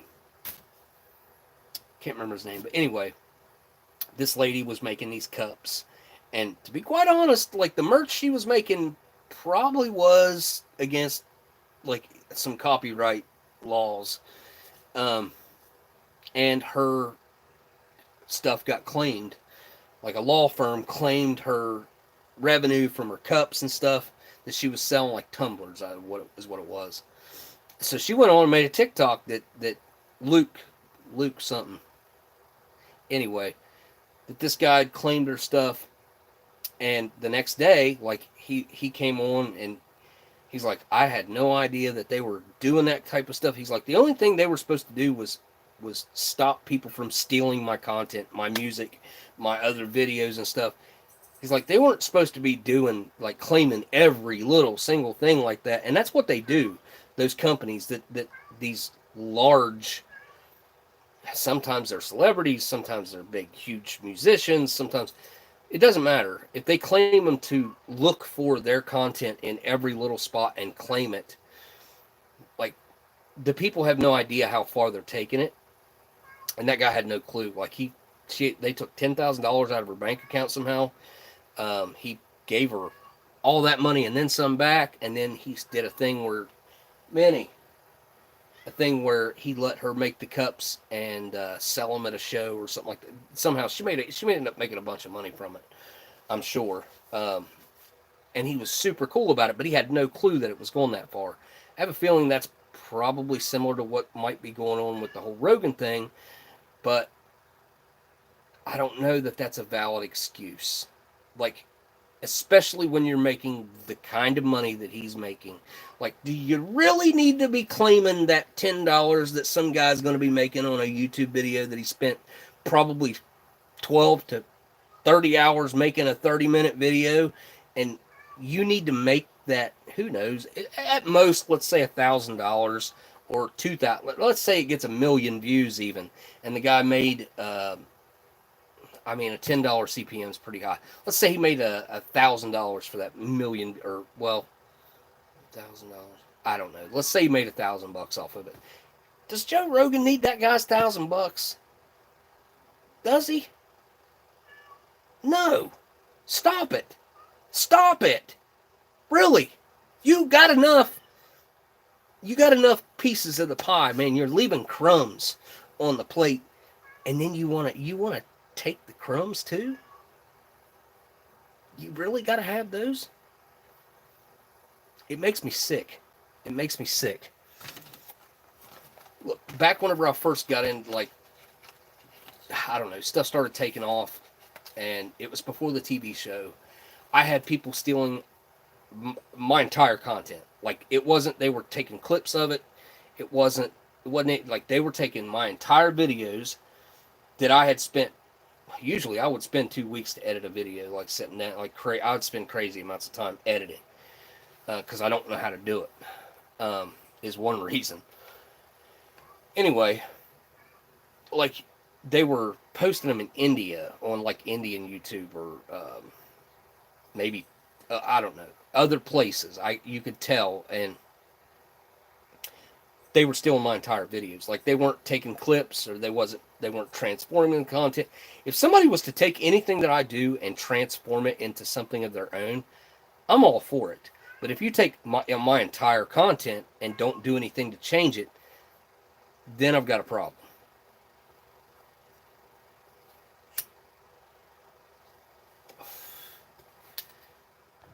Choose that government can go into your bank account at any time they feel like it.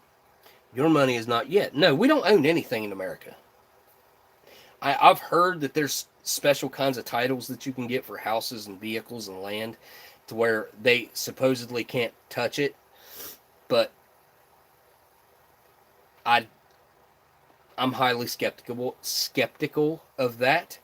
And yes, you're 100% correct. Look, anybody who doesn't understand what the Patriot Act, the Patriot Act done, what a freaking name. 2 people that voted on that actually read it, and the 2 people that actually read it are the 2 people that voted against it. The ones that didn't, and it passed in the middle of the night, the way they do all this other shady stuff that they do. The Patriot Act is about that tall. Sheet on sheet. Stacked on top itself. It's about that tall. The Patriot Act effectively took every single one of our constitutional and Bill of Rights away. They're gone. And they've been gone since that thing passed. A lot of people don't realize this. The only reason that we still have some of the stuff is because they've chosen to not enforce what is in that Patriot Act. That bill, that thing needs vetoed and burnt in the middle of the town square in D.C. to let them know, like, we need to take our government. Nope, we need to fire our government and start all over. 95% of the government that we have going on right now is pointless. The military, 100%, should continue to be funded and backed because we got to protect ourselves. But the bureaucratic politicians and the ones that think that they're so important, I guarantee you we could fire 95 to 99% of them tomorrow and none of us would notice that they're gone. I promise. I promise. You wouldn't even know that they weren't there no more. They do nothing productive for us. They talk about building. Dude, these people are not doing things to benefit you. And then their projects that should cost, let's say they're building an interstate that should cost $80 million to build. But because it's the government doing it, it's costing $800 to $1 billion.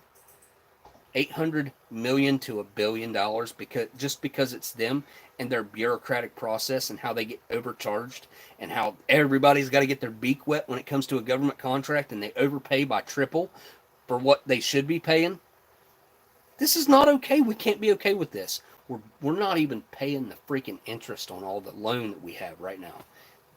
We're in trouble.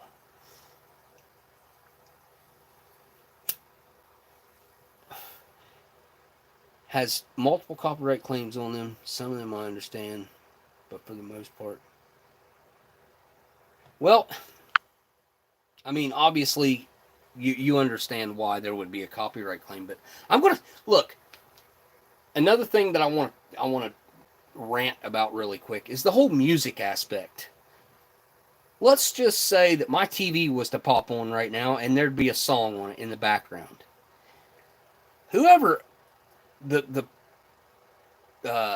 company that owns that music, or very unlikely the musician that owns that music, AI will pick that up and notify that person that their music popped up in my video for longer than 2.5 seconds, and that they have legal claim to my video, the entire video, because 3 seconds, and most people know this. So if something like that happens, they'll immediately try to counteract it and get away from it as quick as possible. But if they hit that time period, that time limit, then they can claim the entire video, which is not okay.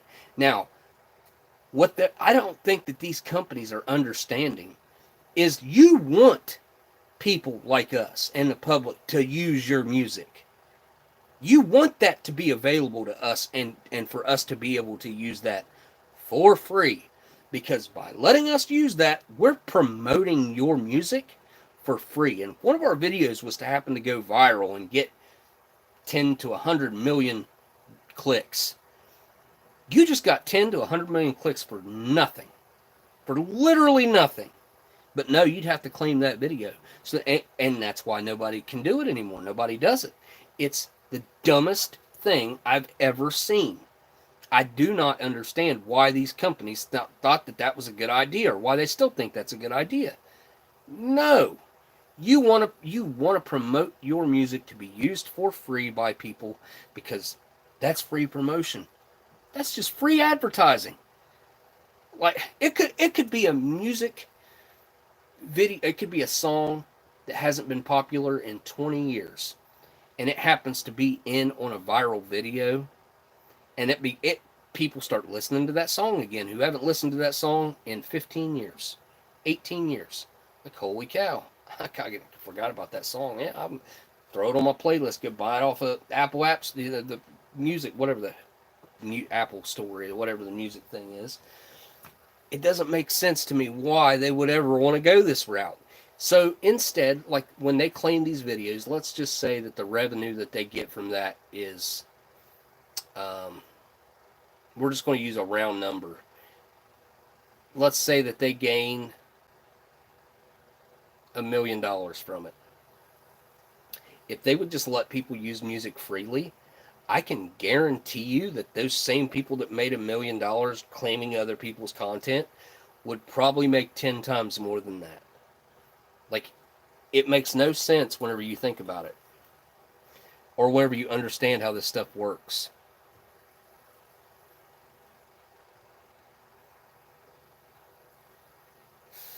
So that's a good example. Superbad says $60,000 for a toilet seat at the Pentagon, or $30,000 for a coffee maker. A little bit of overspending, right?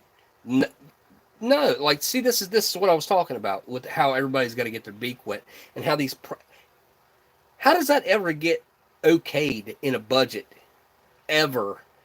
Because the people that are making those budgets and okaying those budgets are the ones who give themselves freaking 20% raises that are making $300,000 a year, $250,000 a year to sit behind a desk and, let's be honest, do nothing.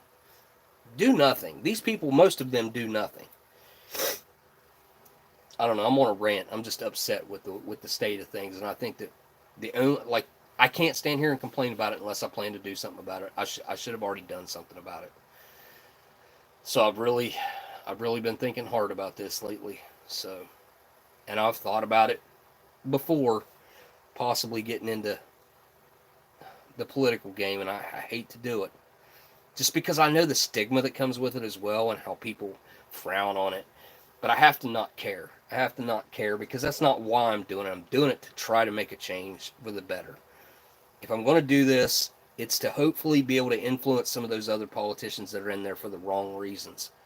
They're in there to fatten their pockets. And some of them, I think, are literally there to try to tear this country down. I think that's their whole agenda. Because if it's not, nothing else makes sense. Some of the actions that I've seen these people take are nothing but destructive, are nothing but negative. Like, there's no way you can spin it to be positive. There's no way in the logical mind or with common sense that you could spin that to where it could be positive. So I think those people are probably beyond influencing. But those are the ones that need to go. And that's like 95% of them. You know, let's 98, maybe 99% of them. I think we need to fire 99% of the government and start all over. That's my thoughts. And whenever we rebuild it, it needs to be about 10% the size of what it is right now. Because right now we have millions and millions and millions of government employees. Whether it be state, local, federal, doesn't matter. Government's government. It needs to shrink. Where there's 10 employees, there needs to be 1.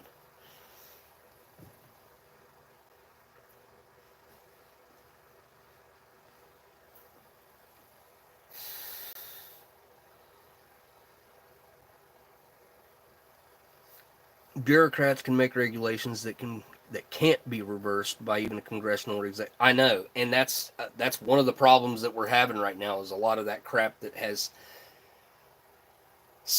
whenever they have total power over both the House and the Senate, they take it to the extreme usually. Well, it doesn't matter what color it is, red or blue, doesn't matter. They're both guilty when it comes to this, of doing things that are negative. They do things in spite, and they do things ultimately just to hurt this country.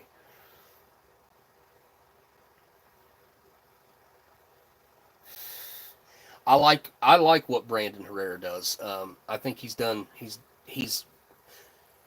able to breach some of the stereotypes and some of the boundaries that are typically set up for people like us. They don't want people like us. Look, I've worked manual labor jobs my entire life. People like us are the ones that need to be forming this country for the future, because we understand what it's like to live in the they're trying to crush the middle class too, but to try to continue this country into the future.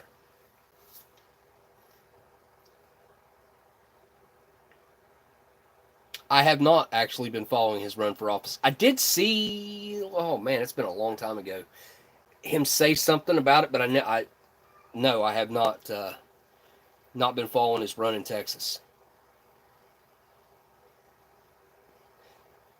The dude, it just made me think of Robert Downey Jr. A dude playing another, whatever he says. That it just popped into my head, like, made me I don't know why it made me think about that. The worst thing is the $30,000 coffee machine will make crappy drip coffee, and that's the bigger crime. I don't know if that's the bigger crime, but it's definitely a crime, because that $30,000 coffee machine, and I would say his numbers are probably accurate. He probably pulled that from some document. I'm not going to guarantee it, but I can guarantee you can find documents like that where prices like that have been paid for coffee machines and toilet seats. Minnie, come here. Come here. You got to quit. Come here. Come here. You got to quit meowing. Come here. Come here. Hey, little one. Hi. Hi, little one. Here, let me put this out. But that same coffee machine, you could have bought top of the line espresso machine for what? $1,500? And they could have had the best coffee machine in the world. It's some Italian, all chrome. Come here. Come here. Come here. Yeah, I know you're being super loud and annoying. Oh, come here. Come here, Minnie. All right. I see how you're going to be. I see how you're going to be. What's up, little one? Here, let me move. Up. No, come here. Come here. I'm just going to move this box here. Here. Come here, little one. Get. Come here, little one. Little one, come here. I just had to clean her cat towel, or I'll shed cat hair all over it. Obviously. I'm a dude playing another dude. Yeah, I love that. I love that scene in Tropic Thunder, man. I mean, obviously, I think most of us could probably go on a rant about how we're disappointed with the state of our country, whether you live in Australia, you live in the UK, this stuff's not just happening in America, it's happening everywhere. And I swear to goodness, it's like they used COVID as the starting, thing. I feel so stupid not being able to say that word. This has really become bad. I can't even say what I want to say and not have the chance of getting a strike or something on my channel. Again, that's sad. I can still get my point across, but like, you still have to self-censor. Everybody on here is doing it now. And look,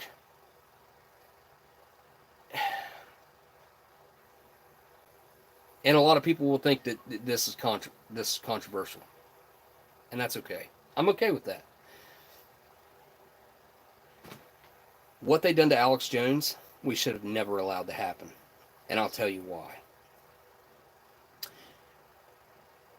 Alex Jones might have said something, barely, that was wrong. He did not do at all what they've claimed that he... It was all over mainstream media. They're saying he did this, he did that, he did this, he did that. And he didn't do 99% of what they said he done. But the reason that I say we should have not allowed that to happen is because it set a precedent. And now that precedent exists to be used against every future person on a platform, such as Instagram, X, TikTok even, YouTube, everybody. The mass cancellation that they claim that they did not work together on, yes they did. Yes they did. It all happened within less than like a couple hours even. Like that doesn't happen unless you're working together. You know what I mean? Like, we should have never allowed that to happen. And then the amount of money that they put on that, come on. It's irrelevant to talk about the money because it should have never been allowed to happen in the first place. It should have never been allowed to happen. If we can't talk about things openly and freely, he did not make any claims to get anybody hurt. He did not call for any violence. He did none of that could be considered against the law. Yeah, I'll defend I'll defend that. I know enough about it and have paid enough attention to it to know that I'm not wrong. Look up the song version. I'm a dude. I'll do it right now. Of course, if I play it, they'll claim that. Not that it matters, but I don't want them taking Dan's super chat. Oh my gosh. The song version, I'm a dude, okay.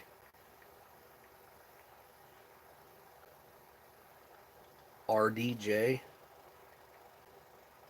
There we go. Tropic Thunder Remix.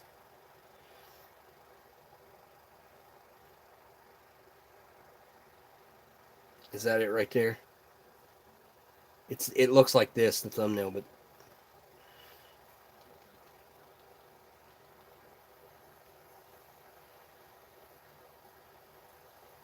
Me? I know who I am. I'm a dude playing a dude disguised as another dude. It's good stuff. Robert Downey Jr., man, like I gotta say, like it's pretty good. I watched it. I was watching a interview of Cuba Gooding Jr. on Patrick Bet David.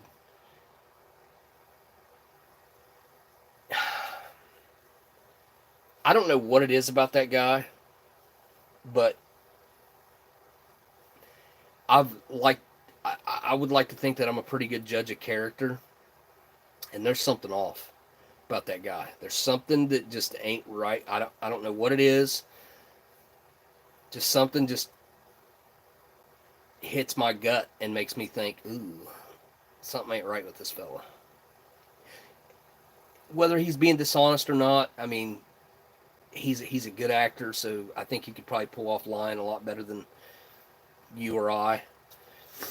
But after listening to, like, he certainly dictated the conversation and kept it to stuff he wanted to talk about and what things he wanted to say versus saying things that that they wanted to question him on. So I don't know, man. I thought it was kind of weird to watch him. And the reason I brought that up is because he was talking about Robert Downey Jr. and talked about Tom Cruise a lot. I don't know. It was weird. It was just weird. I thought it was weird. There was something that felt really weird about that whole thing. And then at the very end, he kind of barely talks about some controversial, not really, subjects. And I mean, at the very end, they might have spent 10 minutes on it or something. Maybe 5-10 minutes. It wasn't nothing.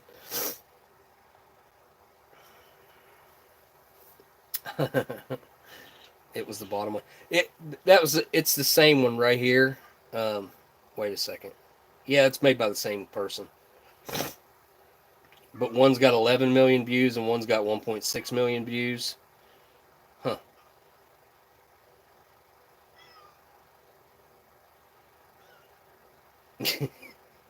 It's kind of wild when you think about like how someone playing a different color like Robert Downey Jr. like how many people have done this before that are horribly controversial, and then Robert Downey Jr. pulls it off and is like people praise him for it. It's kind of crazy. Come here. Come here. Come here. Come here. Say hello to everyone. Come here. Come here. Come here, Minnie. Come here, baby. Come here. Here's my girl. Hi, honey. Hi, baby. Here. Oh, it's my girl. Let's get cat hair all over me, huh? What do you think? It's my baby. It's my baby. She always looks mean on camera. She doesn't look mean in person. Can I scratch your butt? Oh. Oh. Oh. Oh. Oh. Oh. Mm.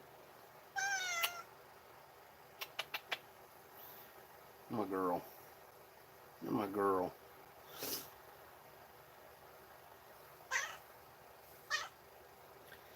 Using the term educational purposes only or allegedly, and have gotten away with saying things that would get you strikes and channel nuked for educational purposes only.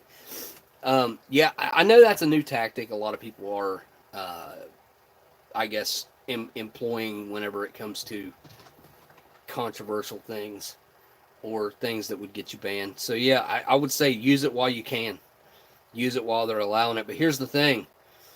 What if they decide at some point to go back and say, well, that wasn't okay? And then you get screwed because at the time it was, and this has happened numerous times over the years. Let's just think about like YouTube pre-2015. Like, it was a whole different world on YouTube pre-2015-16. Things that happened on YouTube, which honestly I don't think were bad, I think should have fully been allowed. But then they decided that those things weren't okay, and they went back and wiped so many people's channels and so many things. Look, and like people like iDubbbz has turned into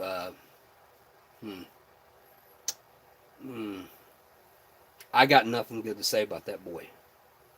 I think he has been mind controlled by his girl to turn into a extremely weak individual. Weak-minded, weak everything. Just, it's sickening to see. Because he used to have some of the funniest content. Dude, his bad unboxings were hilarious. And him, Max Mofo, Filthy Frank, those guys really helped build YouTube into what it is.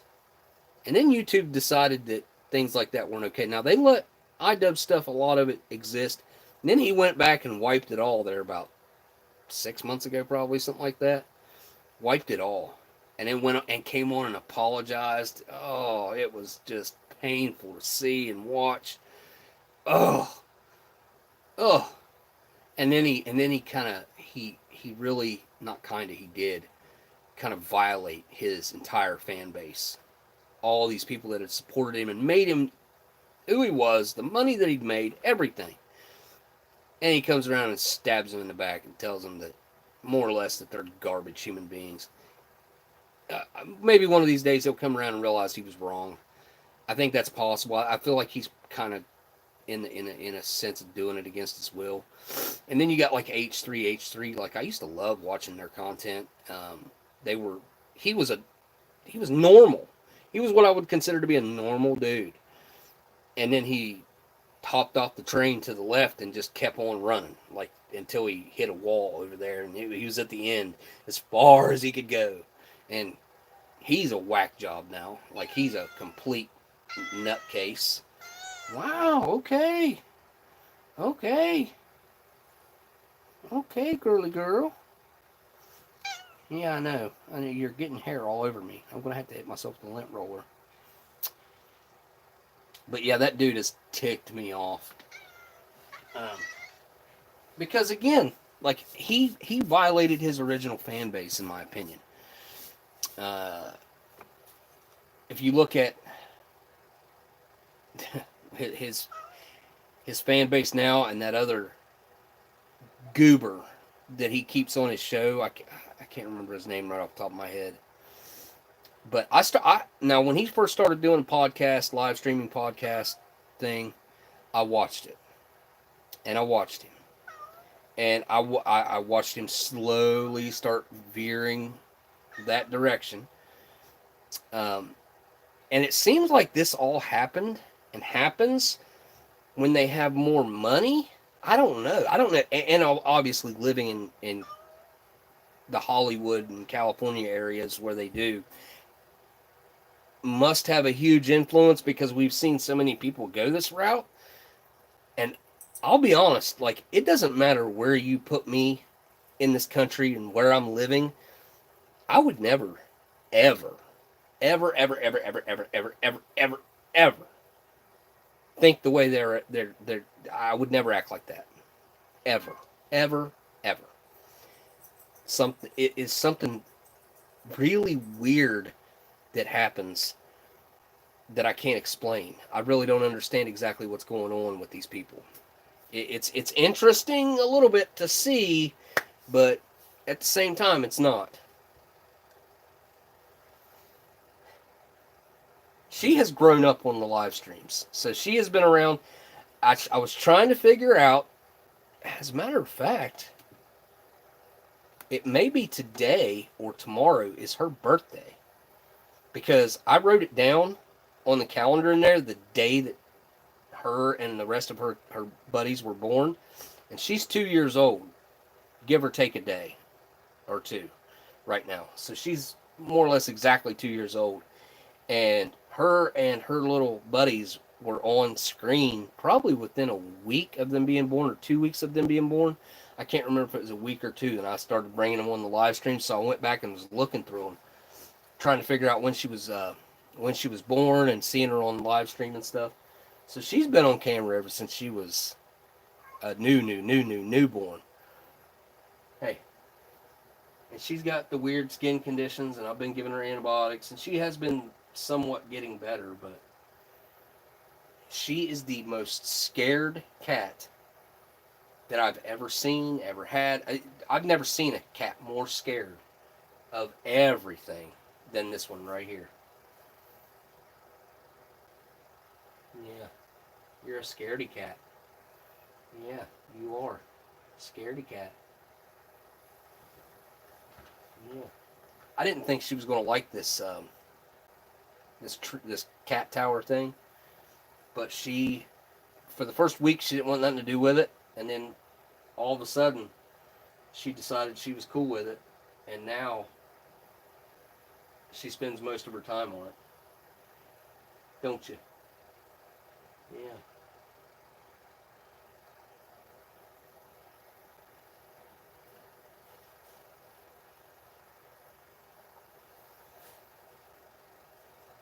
I mean, she's a good cat. She's got a good nature to her. She's just weird. And I don't know why she's so afraid of everything. Like, it doesn't make any sense to me.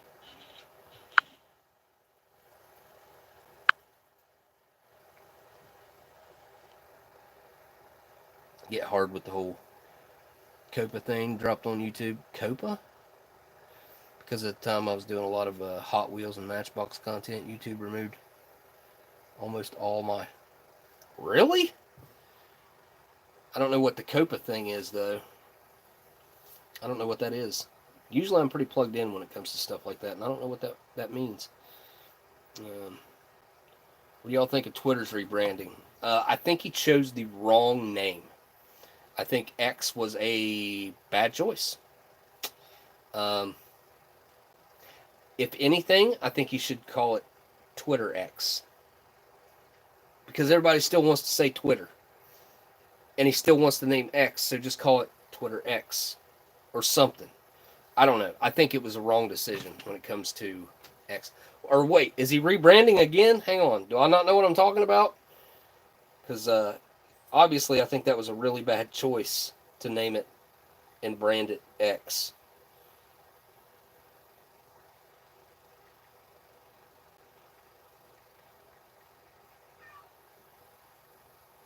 Is X rebranding back to Twitter?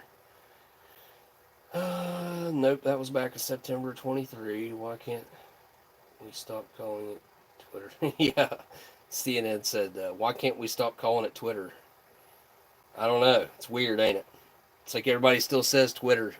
Oh, I mean X, or, or now X. Everybody will say Twitter, now X, or formerly Twitter, now X. Twitter to X was a good idea. This was back in... That was a Reddit thread. Yeah, I think it was and honestly, I can't say this about very many of Elon Musk's ideas or things that he's done, but I think time has proven that X was just the wrong choice. I think you could have came up with a lot of different names, and X wasn't it, and it still ain't it. Like, I don't think rebranding would be a bad idea to do now. I still, my personal opinion on it, I think it should be called Twitter X. That merges both of what he wants. Well, that merges what everybody still says with what he wants, and it just makes it a thing. You know what I mean? I think that'd be the easiest way to go now, since he's already changed branding to the X. Just add the Twitter in front of it. Twitter X. I don't know if maybe that means something bad or something maybe that couldn't be done. I don't know. It's hard to tell. All right, guys, I'm going to get off here. I've been babbling, rambling, and doing way too long, so... Really? With Hot Wheels content? Man, that's... So that happened probably like 2018, 19, didn't it? Probably 18. Might have been 19. Because I remember whenever they were taking stuff down. But here's the thing. YouTube didn't really give a... They didn't care. And they went after people with innocent content. And then they left up some really weird, nefarious, odd stuff. Like, and I heard something about Vitaly and Bradley Martin the other day. Like, I don't know what's going on with that, but I'm interested to see what's going on with that. X Twitter could work, yeah. Yeah. I wonder what he was thinking with that, really. I don't know what would make you think that like, light bulb go off and be like, that's it. Just give me a big old X, and that's it. That's all I want. Just an X. But yeah, X Twitter would be good, or Twitter X, either one. Either one rolls off the tongue well enough that it could work. You know what I mean? I don't know. All right, folks, I am going to check off of here and clean up my mess. Huge thanks to Delicious again. I'm sure he won't see this, but anybody who does happen to catch the very end of this, go subscribe to his channel. Link at the very top of the description of this video. I appreciate you guys hanging out. Sorry we couldn't watch the lights tonight, and I used this crappy camera because I thought maybe we were going to get to watch them. But, man, I caught some cool pictures last night. I know a lot of the country did. So, huge thanks to my patrons. Thanks to my community on here. Love you guys. And, all right, I'll see you all on the next live stream.